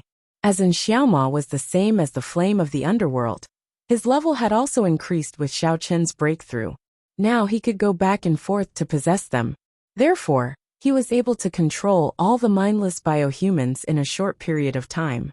However, it was a pity that the brains of these biohumans had been destroyed. Therefore, and Xiaoma could only leave a trace of his primordial spirit's mental strength in their brains, so that they could be controlled for a short period of time. When the mental strength dissipated, it would no longer have any effect. Oh, is this for real? Is it that fun? Xiao Chen's interest was piqued. He gave the cyborgs a few inexplicable commands in succession. Sure enough, they all obeyed his commands. Some were jumping around blindly, some were running around the courtyard, and some were twisting and dancing. For a moment, the courtyard was filled with demons dancing chaotically. It was a dazzling sight. Elder Chun was lying on the ground. When he saw this scene, his face could not help but turn pale. He could not figure out how the biohumans that his sect had painstakingly developed could be controlled by Xiao Chun in just a few breaths. What kind of monster was he? Xiao Chun controlled the biohumans to play around for a while before he remembered something. He asked in Xiaoma curiously with his divine sense. "This thing is quite interesting. However, you said that I can only control it for a while? What will happen if my control over them fails? Will they be controlled by the open heavenly door again? I won't. And little demon was very proud of his masterpiece. I have completely cut off their connection with open heaven gate. Now their brains have been destroyed. It won't be long before my trace of spiritual power dissipates. They will become fools. Although they still have good strength, they can only stand there in a daze. Oh, I see. Well done. Xiao Chun praised him from the bottom of his heart. Then, he ordered the group of biohumans to follow him and come before Elder Chun in a grandiose manner. Elder Chun looked at all the biohumans who had been listening to his orders just now. Now they were standing beside Xiao Chun and looking down at him. Cold sweat rolled down his back, and for a moment, his legs were so weak that he could not even get up. Xiao Chun looked down at him from above and said unhurriedly, Elder Chun, it's really been hard on you. You've sent me so many test subjects. I won't say anything unnecessary. Now, I want to ask you some questions. You better answer them honestly, otherwise. Xiao Chun did not finish his sentence. Instead, he raised his eyebrows and made an expression that said, You know what I mean. Don't hit me. I had no choice. If it wasn't for the sect asking me to come, I wouldn't want to get involved in this mess. I don't have a good impression of Jia Yubian. I was just forced by the order. Elder Chun had no choice but to beg for mercy in a low voice. Looking at the biohumans, who were originally controlled by the open heavenly door, all turned around and stared at him with pressure. Elder Chun felt quite upset. Stop talking nonsense. As far as I know, the open heavenly door has developed a potion that can control other people's thoughts. I believe you should be very clear about this matter, right? Xiao Chun looked at Elder Chun with narrowed eyes and asked coldly. I know. Elder Chun subconsciously glanced at the biohumans and thought to himself, isn't that the species before these biohumans? First they were controlled by the potion, then commanded by the token. They were the first generation of biohumans. Very good. Do you have the antidote for this potion? Do you have it with you? Hurry up and hand it over. Xiao Chun bent down and glared at Elder Chun as he asked fiercely. I know about the antidote. However, those potions are kept in the sect's laboratory and are strictly guarded. Without sect leader Situ's order, no one dares to use them on their own, let alone bring them with them. Elder Chun explained with a bitter face. Although he didn't know what Xiao Chun wanted the antidote for, he didn't dare to ask. He could only answer honestly, feeling uneasy in his heart. If that's the case, then aren't you worthless? Xiao Chun straightened his body and raised his eyebrows. He was prepared to command the biohumans to kill Elder Chun. When Elder Chun heard what Xiao Chun said, he was so scared that he almost peed his pants. He thought to himself that his life was over. He didn't plan to put up any meaningless resistance, so he closed his eyes tightly and waited for the next attack. 1 second, 2 seconds, 3 seconds. Elder Chun's heart was in his throat for a long time, but he didn't see the whooshing sound of the palm strike. He couldn't help but open his eyes in astonishment, only to see Xiao Chun looking at him with a complicated expression. It turned out that before he gave the order, Xiao Chun suddenly thought of Miss Xing. He remembered that this fellow had said that he was only following the sect's instructions. Wasn't that the same as Miss Xing? When he thought of this, Xiao Chun couldn't help but feel sympathetic. He was silent for a while, then simply waved his hand and said, Hurry up and get lost before I change my mind. Don't let me see you again. After saying this, Xiao Chun didn't bother with Elder Chun anymore. Instead, he went to untie Jia Muzin, then brought him back to the room and closed the door with a bang. The control time of the biohumans had also ended. At this moment, they were standing foolishly on the spot, no longer listening to Xiao Chun's instructions. Elder Chun stared blankly at the tightly shut door. Just now, he thought that this fellow was going to kill him. However, when he heard the latter part of the sentence, he was stunned. What was going on? Wasn't Xiao Chun too unfathomable? It was simply too strange. Although he was confused, Elder Chun still crawled up with a grunt. He didn't give up and tried to give orders to the biohumans that were standing still. After trying a few times, he confirmed that they were really useless. He could only sigh helplessly and choose to give up. Seeing that the door to Jia Muzin's room was still tightly shut and silent, Elder Chun prepared to leave the Jia clan and return to Qi Tian sect as soon as possible. When he walked to the side of Jia Yubian's corpse, he suddenly stopped in his tracks. He muttered to himself for a moment, looked around, and saw that there was no one around.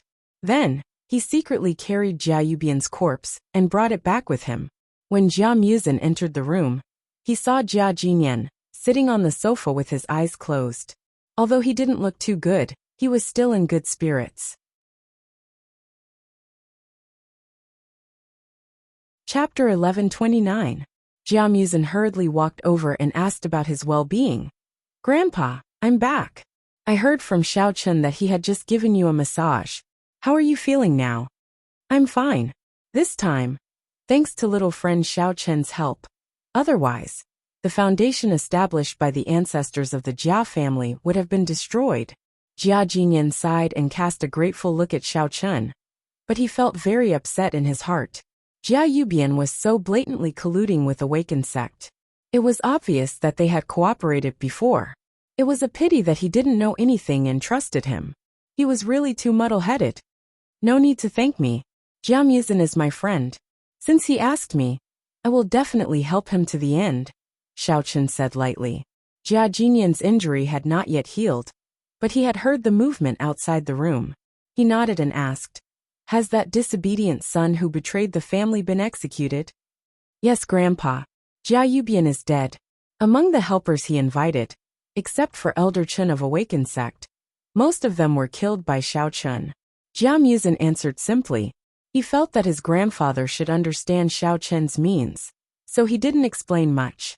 Jia Jinyan nodded slightly and didn't speak. Jia Yudo couldn't help but angrily criticize. "Xiao Chun, it's not that I want to blame you, but how could you let that Elder Chun go so easily? This kind of person should be arrested and tortured.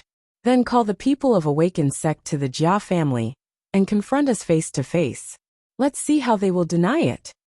He had been standing by the window and peeping, so Jia Yudo clearly saw that Xiao Chun let Elder Chun go. He was very puzzled as to why Xiao Chun would do this. At this time, he couldn't help but ask, "You talk too much nonsense. Why weren't you so active when Jia Yubian brought people to injure Grandpa?" Jia Muzin angrily glared at Jia Yudo, then turned to Xiao Chun and said, "Xiao Chun, ignore him."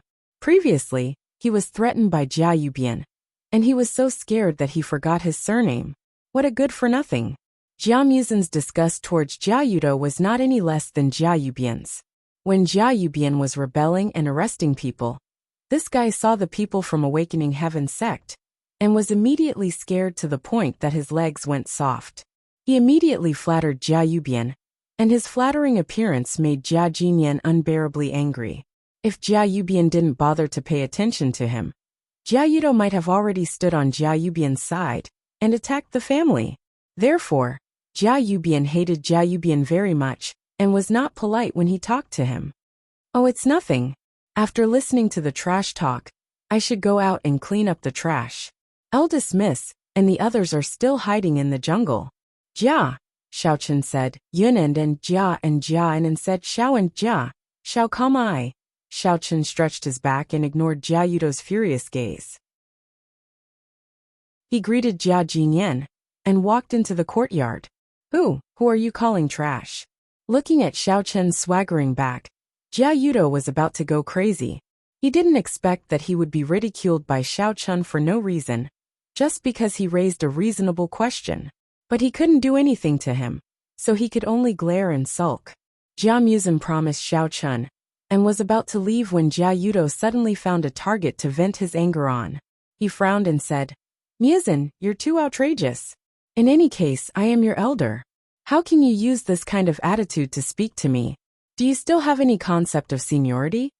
"All right, that's enough." Without waiting for Jia Muzin to refute, Jia Jinyan heavily slammed the table and stopped the two from arguing.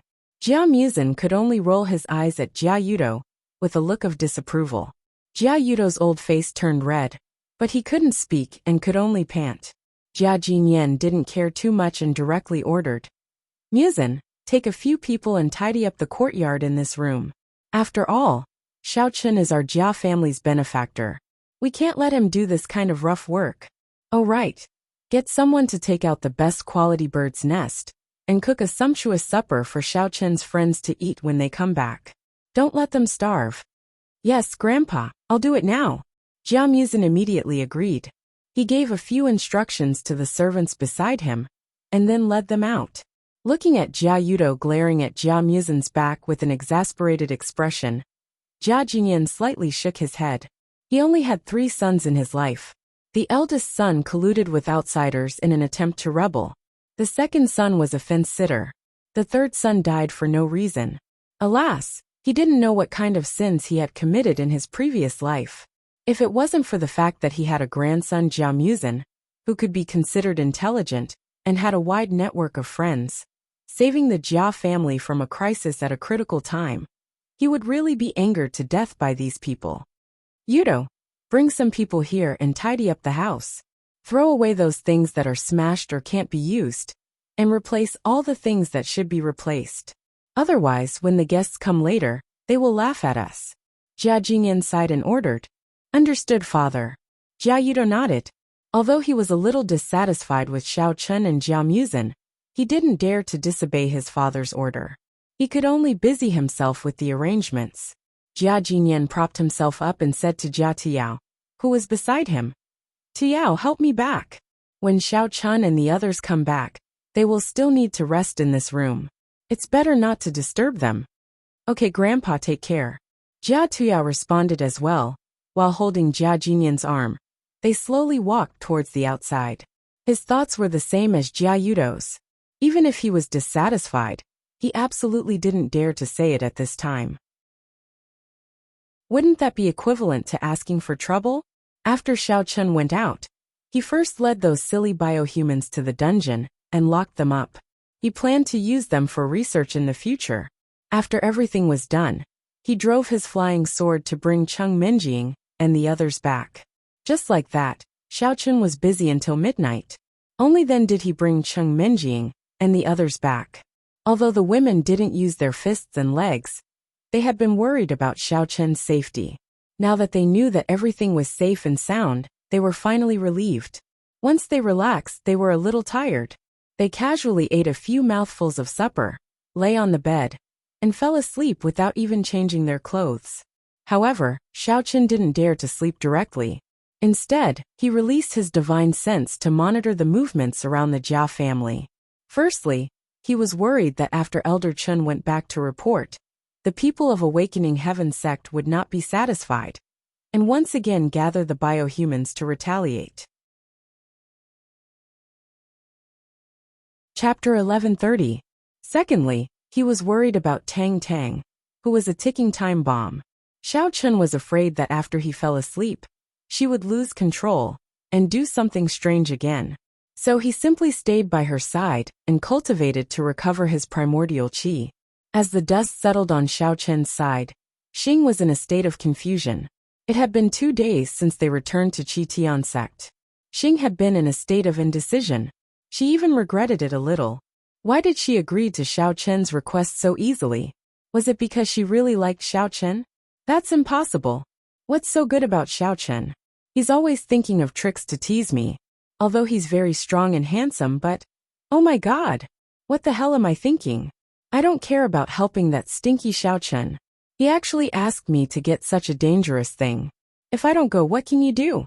Xing mumbled to herself, as if she was trying to cheer herself up. At this moment, she was sitting in a pavilion in the garden. Feeling depressed and annoyed, she angrily threw her new phone on the table. However, she quickly picked it up and looked at it carefully. When she found that it wasn't broken, she heaved a sigh of relief. After her previous phone was broken, little chick Xing hadn't bought a new one. She had just gotten this new Apple Rose Gold phone yesterday, and she had successfully bought it through a special channel. Therefore, she treasured it very much.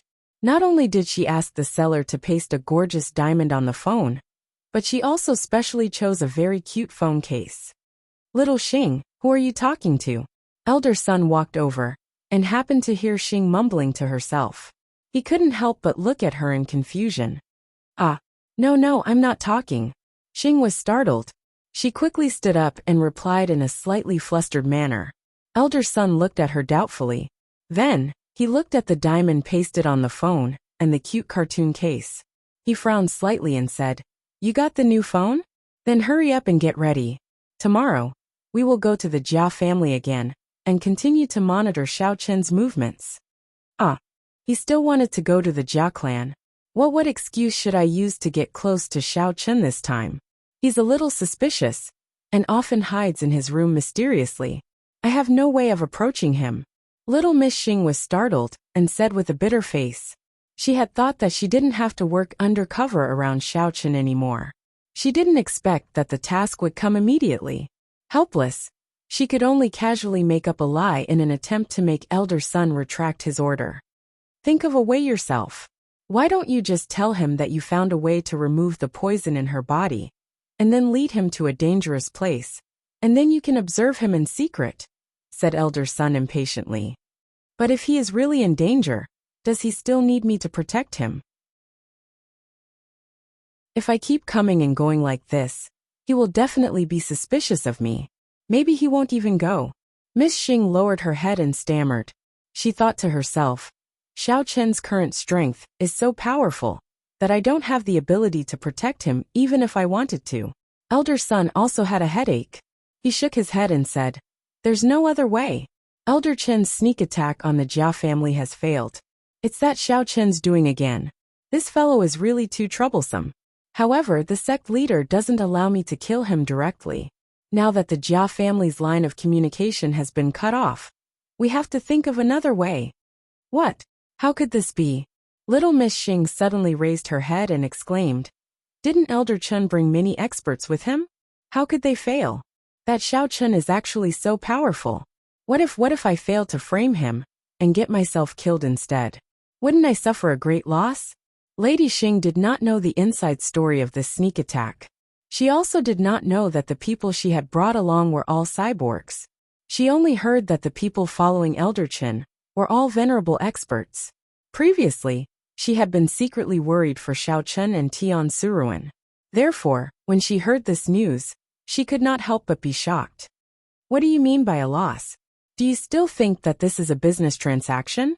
Elder son looked at little Miss Xing with a strange expression and said in a cold tone, "Little Xing, I realized that ever since you followed Xiao Chen, you seem to have become more and more strange. Not only did you not follow the orders of your superiors, you also became more and more impudent when speaking to me. Do you still remember your status?" I'm sorry, elder son." Little Miss Xing felt the coldness in elder son's voice and instantly trembled in fear. She hurriedly apologized. In fact, even she didn't realize that her originally cold and emotionless personality was slowly changing as she continued to interact with Xiao Chen. The stiff puppet that only knew how to listen to orders had gradually become an ordinary girl that was filled with all kinds of emotions. "Forget it, I won't punish you this time. Quickly go back to your room and pack up. We will leave tomorrow morning." Elder son coldly snorted and glanced at little Miss Xing thoughtfully. After coldly instructing her, he flicked his sleeves and left. After waiting for elder son to leave, little Miss Xing let out a sigh of relief. She took her new phone and walked back to her room. Her mind was filled with random thoughts. After seeing Xiao Chen, how should I report to him? If he knew that I didn't manage to steal the information, would he kill me in a fit of anger? But even if I really steal the information, the risk is too great. If I'm discovered, it's very likely that I'll be detained. At that time, will I become like Tang Tang? Will I also be forcefully injected with the experimental drug? Will I become a puppet that has no consciousness other than killing people? What's the difference between me and a dead person? It seems that no matter what, I'm going to die this time. What should I do? What should I do? That night, a black shadow quietly snuck into the Qi Tian Sex Research Institute. The figure easily avoided all kinds of surveillance equipment and guards. Very smoothly, he arrived at a room. He took out his phone and deftly turned on the flashlight function. Although the light of the flashlight wasn't very strong, it was still able to illuminate the surroundings of the room. At the same time, it also illuminated the face of the person in black. Impressively, it was little Miss Xing. For the entire afternoon and night, little Miss Xing struggled in her room for a long time. After repeatedly weighing the pros and cons, she finally made up her mind to help Xiao Chun steal the information. In any case, the risk of stealing the information was relatively small. Moreover, during her afternoon thinking, she suddenly thought of a good way. This way could ensure that even if she was discovered and caught, she wouldn't be punished too heavily. But if she didn't steal the information and directly went to find Xiao Chun, it would mean that she was going back on her previous promise to him.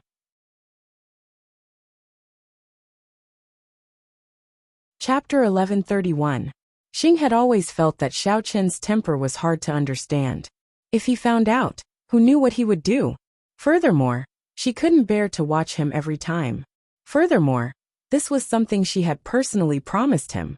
If she didn't do it, she would feel as if she owed him a huge favor. After all, Xiao Chun had saved her life more than once. Xing remembered it in her heart. She had always wanted to find an opportunity to repay him.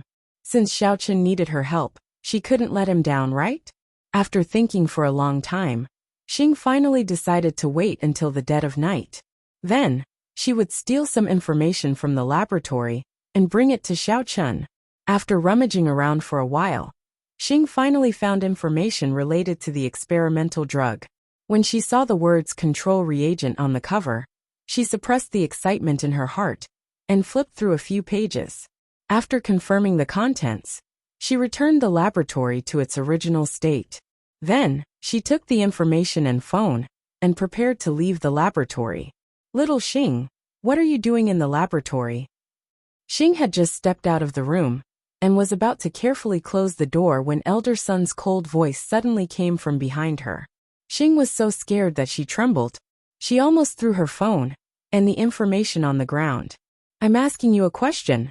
What are you doing in the laboratory? What is that thing in your hand? Elder Sun opened his mouth again and asked word by word. Little Miss Xing made a prompt decision.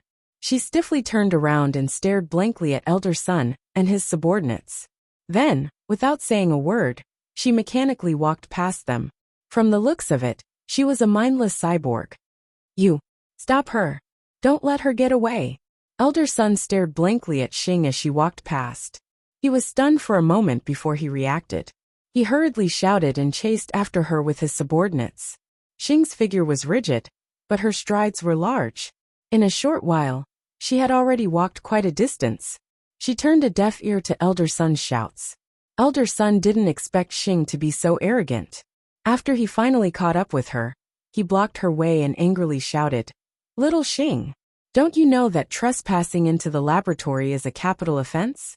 And you actually dared to steal the research materials from the laboratory. What are you trying to do?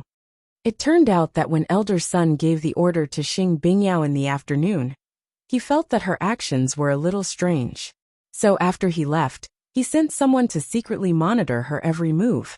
In the middle of the night, Elder Sun had just fallen asleep when his subordinates ran over to report that little Miss Xing had snuck into the laboratory and was currently stealing information.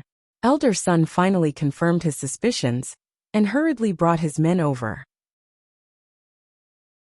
Little girl Xing remained silent, as if she didn't see Elder Sun and his group. Her eyes were blank as she continued to walk forward. Her hand tightly held onto the research document. In fact, this little girl's heart was about to jump out of her throat. When she was thinking about the plan of action at night, she had a flash of inspiration, and just happened to think of this trick, pretending to be controlled. If he wasn't discovered when he was stealing the data, then everything would be fine. If he was discovered, then he would act like a robot and deliberately pretend that his mind was controlled by someone. And that was why he was stealing the research data. This trick was also inspired by Tang Tang. She had carefully observed Tang Tang's movements and behavior, and she had learned it very well. Although she didn't know if she could get away with it, she couldn't think of a better way at the moment. So, this was the only thing she could do. You're still pretending to be dumb? Elder Sun didn't think too much about it. He thought that Xing Bingyao was just pretending. Suddenly, he felt that his dignity had been seriously challenged. His lungs were about to explode. He immediately signaled his men behind him. Everyone go. Capture her and lock her in a cell. I want to see how long she can pretend for. Yes, sir. Several venerable masters immediately nodded. They rushed forward and quickly restrained Xing Bingyao. At the same time, they took away the phone and the research document from her hand. Xing Bingyao first symbolically struggled a few times, but she still couldn't resist the strength of the venerable masters. Only when her hands and feet were tied with rope did she quietly stand still. However, she still had a blank expression on her face. Even when her things were taken away, she didn't show any signs of anxiousness. After angrily bringing Xing Bingyao to the interrogation room, Elder Sun used both carrot and stick on her. He tempted, threatened, and intimidated her. He used all the tricks he could think of. However, Xing Bingyao still didn't say a word. She still had that confused look on her face. She stared blankly at Elder Sun's face, as if there was a flower on his face. After asking for more than an hour, Elder Sun still got nothing. In the end, he was so angry that he rolled up his sleeves and prepared to torture Xing Bingyao personally. It was called torture, but in fact, it was just using a whip dipped in salt water to whip Xing Bingyao a few times. However, Elder Sun didn't dare to be too harsh, and he didn't dare to use his demonic energy. If he accidentally killed Xing Bingyao, then he wouldn't be able to get anything out of her. It would also be a waste of a cultivator talent. If it was an ordinary person being whipped by this kind of whip dipped in salt water, they might have already died from the pain. However, for a cultivator, especially a Demon King great perfection powerhouse like Xing Bingyao, she might not be crushed to death even if she was placed under the wheels of a car, let alone being whipped. What's more, Elder Sun didn't even dare to use his demonic energy. The pain on this superficial wound was just a piece of cake for Xing Bingyao. She wouldn't even move her eyes, let alone confess. For this point, Elder Sun was naturally very clear in his heart, but apart from this method, he couldn't think of other torture methods. He could only treat it as a way to vent his anger. He whipped her a few more times, then he sat on the chair and sulked. After staring at Xing Bingyao fiercely for a while, Elder Sun lowered his head, and his eyes fell on the fancy and cute mobile phone, and a pile of research materials on the table. And Elder Sun suddenly stared at the mobile phone, and thought for a while. This kind of experimental potion has only been used by a few people. Among these people, only Tang Tang has contact with Xiao Chun. Could it be that Xing Gongzi was instructed by Xiao Chun to steal this information? Thinking of this, Elder Sun suddenly had an idea. He picked up Xing Bingyao's mobile phone and planned to check if there were any phone calls or text messages between her and Xiao Chun. Chapter 1132. However, Elder Sun didn't expect that little Miss Xing's phone was locked with a fingerprint and password. He tried a few sets of passwords but they were all wrong. He could only place the phone on little Miss Xing's finger and unlock the screen. He was too lazy to walk back, so he stood in front of little Miss Xing and started flipping through the communication records. Little Miss Xing looked down and saw Elder Sun looking down at his phone. She couldn't help but rejoice in her heart. Luckily, she didn't contact Xiao Chun after buying the new phone. There was no trace of him in the phone. Elder Sun was going to be disappointed. As expected, after flipping through the phone for a long time, Elder Sun's frown deepened. Why wasn't there any record in the phone? If it was really Xiao Chun's instructions, wasn't the secrecy done too well? After staring at the phone and thinking for a long time, Elder Sun's eyes suddenly lit up. He directly opened the text message function and started typing. He planned to use little Miss Xing's tone to send a message to Xiao Chun for help. Firstly, he could confirm his thoughts. Secondly, if it was really Xiao Chun who wanted the information, then he could trick him into Qi Tian sect.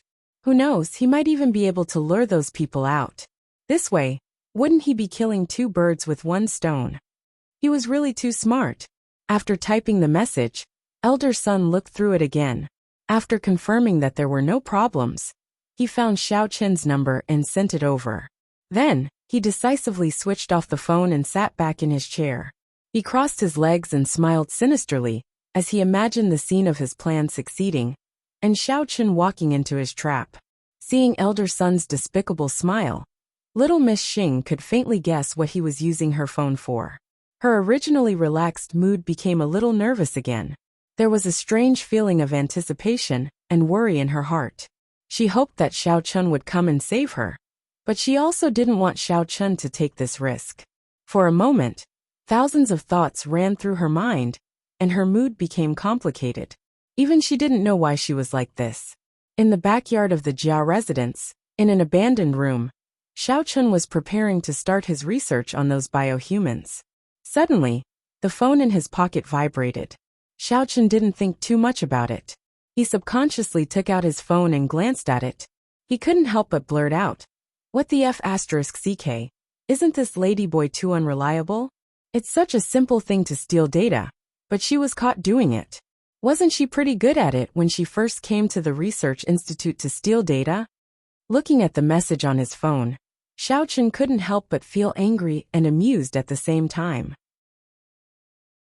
He originally thought that little Lady Xing was familiar with her own sect, and that she was quite proficient in this skill, so she should be able to successfully steal the information. He didn't expect that she would be dragged into this. Even though he said that, Xiao Chun still immediately dialed Xing's number. It wasn't until the cold tone of the phone being turned off that Xiao Chun realized that something was wrong. Cheng Menjing and the other girls were very bored staying in the courtyard, so they were all by Xiao Chun's side to help him. When they heard what he said, they all stretched their heads and glanced at his phone. There was only a short line of words on it. "Xiao Chun stealing data failed. I've been exposed. Hubby Xiao Chun, are you going to open Heavenly Gate to rescue Xing Xing?" Seeing this, Tian Saoring asked with concern. She pouted and added, "Sister Saoring feels that she's quite pitiful. Open Heavenly Gate is a broken place. There's no human touch at all. It seems that she's only happier when she's with us." Tian Saoring's words came from the bottom of her heart. After spending some time together, she had quite a good impression of Xing Xing.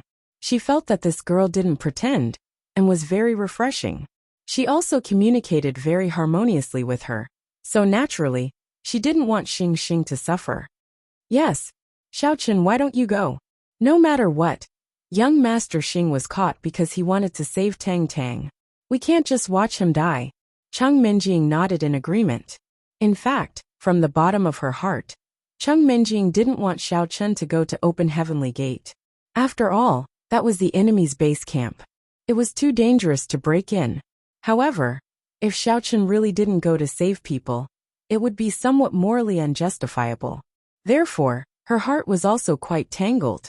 At this time, hearing Tian Saoring's words, she finally made up her mind. "Well, I'll get ready and go right away. You can tell Jia Muzin later. But remember not to tell him the truth. Just say that I have something urgent to do, and need to go out immediately, so that he won't be anxious and think too much." Xiao Chun put away his phone and warned. The women nodded in understanding. They all knew Jia Muzin's character. If he knew that Xiao Chun was going to open Heavenly Gate to save people, he would definitely not agree. After all, the risk factor was too high. However, although Ling and Ling Qianxue didn't object, they both proposed that they wanted to go with Xiao Chun to save people. Although the strength of the two women wasn't high, they didn't want to let Xiao Chun take risks alone. This kind of anxious feeling was too uncomfortable. Xiao Chun could only comfort them with kind words and appease their emotions. Although open Heavenly Gate wasn't a dragon's pool or a tiger's den, there were too many unknown dangers. If he brought Ling and Ling Qianxue, it would be troublesome if he couldn't take care of them when the time came. Taking out the token to control Tang Tang, Xiao Chun was a little hesitant. He was considering whether to bring Tang Tang with him. If this trip went smoothly, he might be able to get the antidote for Tang Tang while rescuing Xing Tang. If he gave her the antidote directly, the control potion would naturally be cured. "Leave the token to us for safekeeping. It's more convenient for you to move alone." Cheng Menjing saw Xiao Chun's doubts. She reached out and gently took the token. She explained, "Otherwise, if you bring Tang Tang with you, they might have other measures to capture her again. Then you'll be at a loss." Although Cheng Menjing used to have some hostility towards Tang Tang, it had long disappeared with time. At this time, she was also considering Tang Tang's safety. "All right, then I'll leave Tang Tang in your care." Xiao Chun felt that what the eldest miss said was reasonable, so he smiled and agreed. He tidied up a little, opened the door and walked out. The girls naturally wouldn't stay in the room. They rushed out and stood behind Xiao Chun, as if they could cheer him on. Xiao Chun took out his flying sword and waved to Qing Minjing and the other girls. He smiled faintly and said, "Don't worry, I will definitely come back safely, and I can also bring Xing Tang back. Don't worry too much about me. Just wait for me to come back." After that, Xiao Chun jumped on the flying sword and instantly left the Jia family, flying in the direction of Qi Tian Gate. Watching the flying sword break through the air, Xiao Chun's figure gradually became a small black dot. Qing Minjing and the other girls looked at each other and could see the deep worry in each other's eyes. However, they had no other way. The only thing they could do was to take Tang Tang back to the courtyard and pray silently, hoping that Xiao Chun could return smoothly.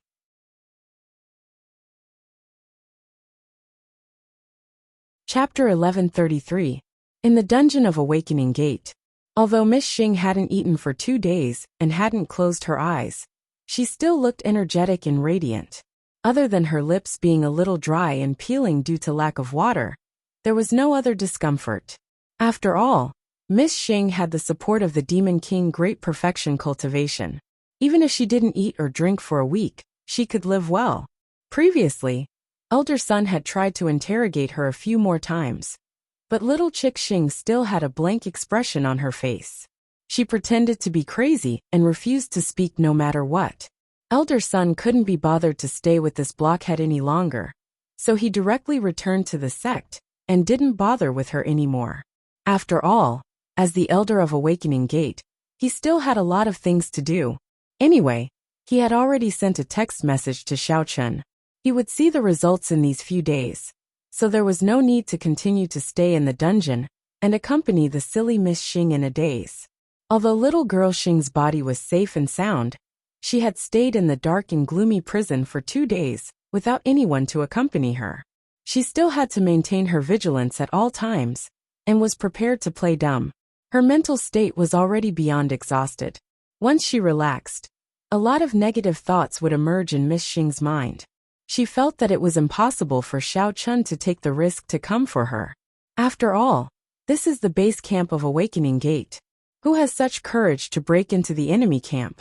If Xiao Chun doesn't come, then I will either die in the dungeon, or I will be taken by Elder Sun to experiment on some kind of biohuman or... Hey, Mr. Ladyboy, are you thirsty? Do you want to drink some of the best mineral water I made? On this day, Miss Xing was lowering her head and letting her imagination run wild. Suddenly, she heard a familiar voice. That voice was so familiar that Miss Xing jumped in fright. She abruptly raised her head in disbelief and was instantly dumbfounded. It was indeed Xiao Chun. She saw Xiao Chun sitting leisurely on the table with his right index finger raised. There was a spinning water ball on top of it. He was looking at her with a smile. "Hey, why don't you talk? Is it because he's not thirsty?" Xiao Chun shook his head and turned to look at the water ball in his hand. He muttered to himself, "Tsk tisk, that's a pity.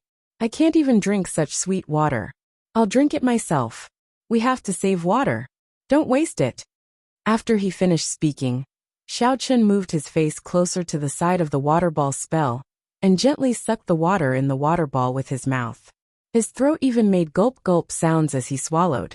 Little girl Xing involuntarily swallowed a mouthful of saliva.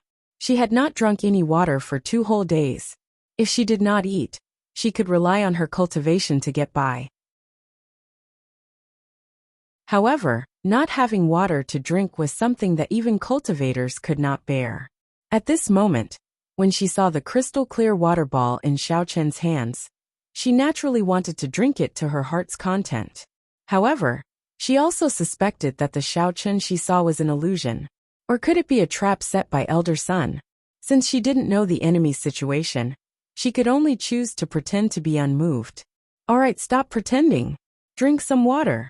Once you're done, I'll take you and escape." Xiao Chun had no choice but to raise the water ball spell to her mouth when he saw how pitiful Xing Er was. But she still pretended not to care. However, the originally fist-sized water ball had shrunk to the size of a ping-pong ball after Xiao Chun drank a few mouthfuls. Xiao Chun, it's really you." When little girl Xing's lips came into contact with the water ball, she instantly felt a cooling sensation. She couldn't care about pretending to be confused anymore. She hurriedly opened her mouth and swallowed the entire water ball. Then, she gulped down the water in large mouthfuls. However, before she could drink a few mouthfuls, the water ball was completely exhausted. Little girl Xing was still unsatisfied and unconsciously used her tongue to lick her teeth. In the end, the tip of her tongue touched a strange thing. This, I say, Prince Ladyboy, your tastes are very unique. It seems that not only have you not drunk water for a long time, you haven't even eaten food. That's a little too miserable. Xiao Chen jumped in fright and hurriedly pulled his finger out. He didn't expect little girl Xing to be so fierce. She actually put his finger in her mouth and subconsciously licked it a few times. This action was a little too ambiguous. Pay. Who wants to eat your finger? You're simply too unhygienic. That's right, have you trimmed your nails? What if there are germs? Will you infect me? Little girl Xing finally realized what she had licked and jumped in fright. She hurriedly spat a few times and angrily retorted, thinking back to her previous expression of enjoyment. Little girl Xing's face instantly turned red. Originally, she thought that the Xiao Chen in front of her was someone else in disguise. However, when she touched the unmistakably real water ball technique and heard Xiao Chen's infuriating words, she immediately confirmed that this was definitely Xiao Chen.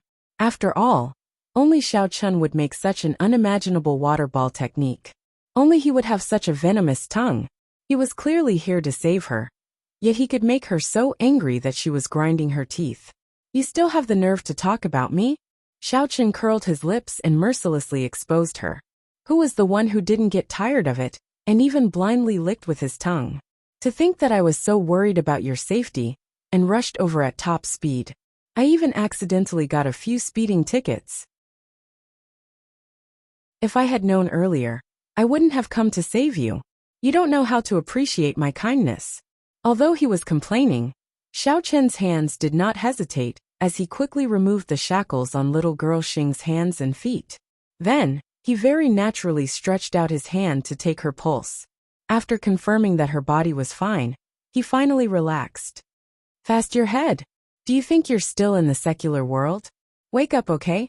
Little girl Xing rolled her eyes in annoyance. However, she was still a little touched by Xiao Chen's thoughtfulness in taking her pulse after saving her. In order to hide this emotion, she changed the topic and asked, "That's right. How did you know that I was locked up here? Also, how did you get in? When we were outside the open heaven gate, didn't you say that there was a place with lax security? I came in from there. As for how I knew where you were, you don't have to worry about that." Xiao Chen shrugged his shoulders and gave a simple explanation. Oh, okay. Little girl Xing nodded. Her shackles were released, and she began to move her wrists. Then, she bent down to massage her ankles, unintentionally revealing a large patch of snow-white skin on her back. Previously, when Xiao Chen was helping little girl Xing remove her shackles, he had noticed that the clothes on her back seemed to be torn. At that time he was a little puzzled. Now that little girl Xing bent down, Xiao Chen's gaze naturally landed on her back. You're tuning in to the Journey of the Soul YouTube channel. Don't forget to subscribe and join us on this journey to catch the most captivating stories.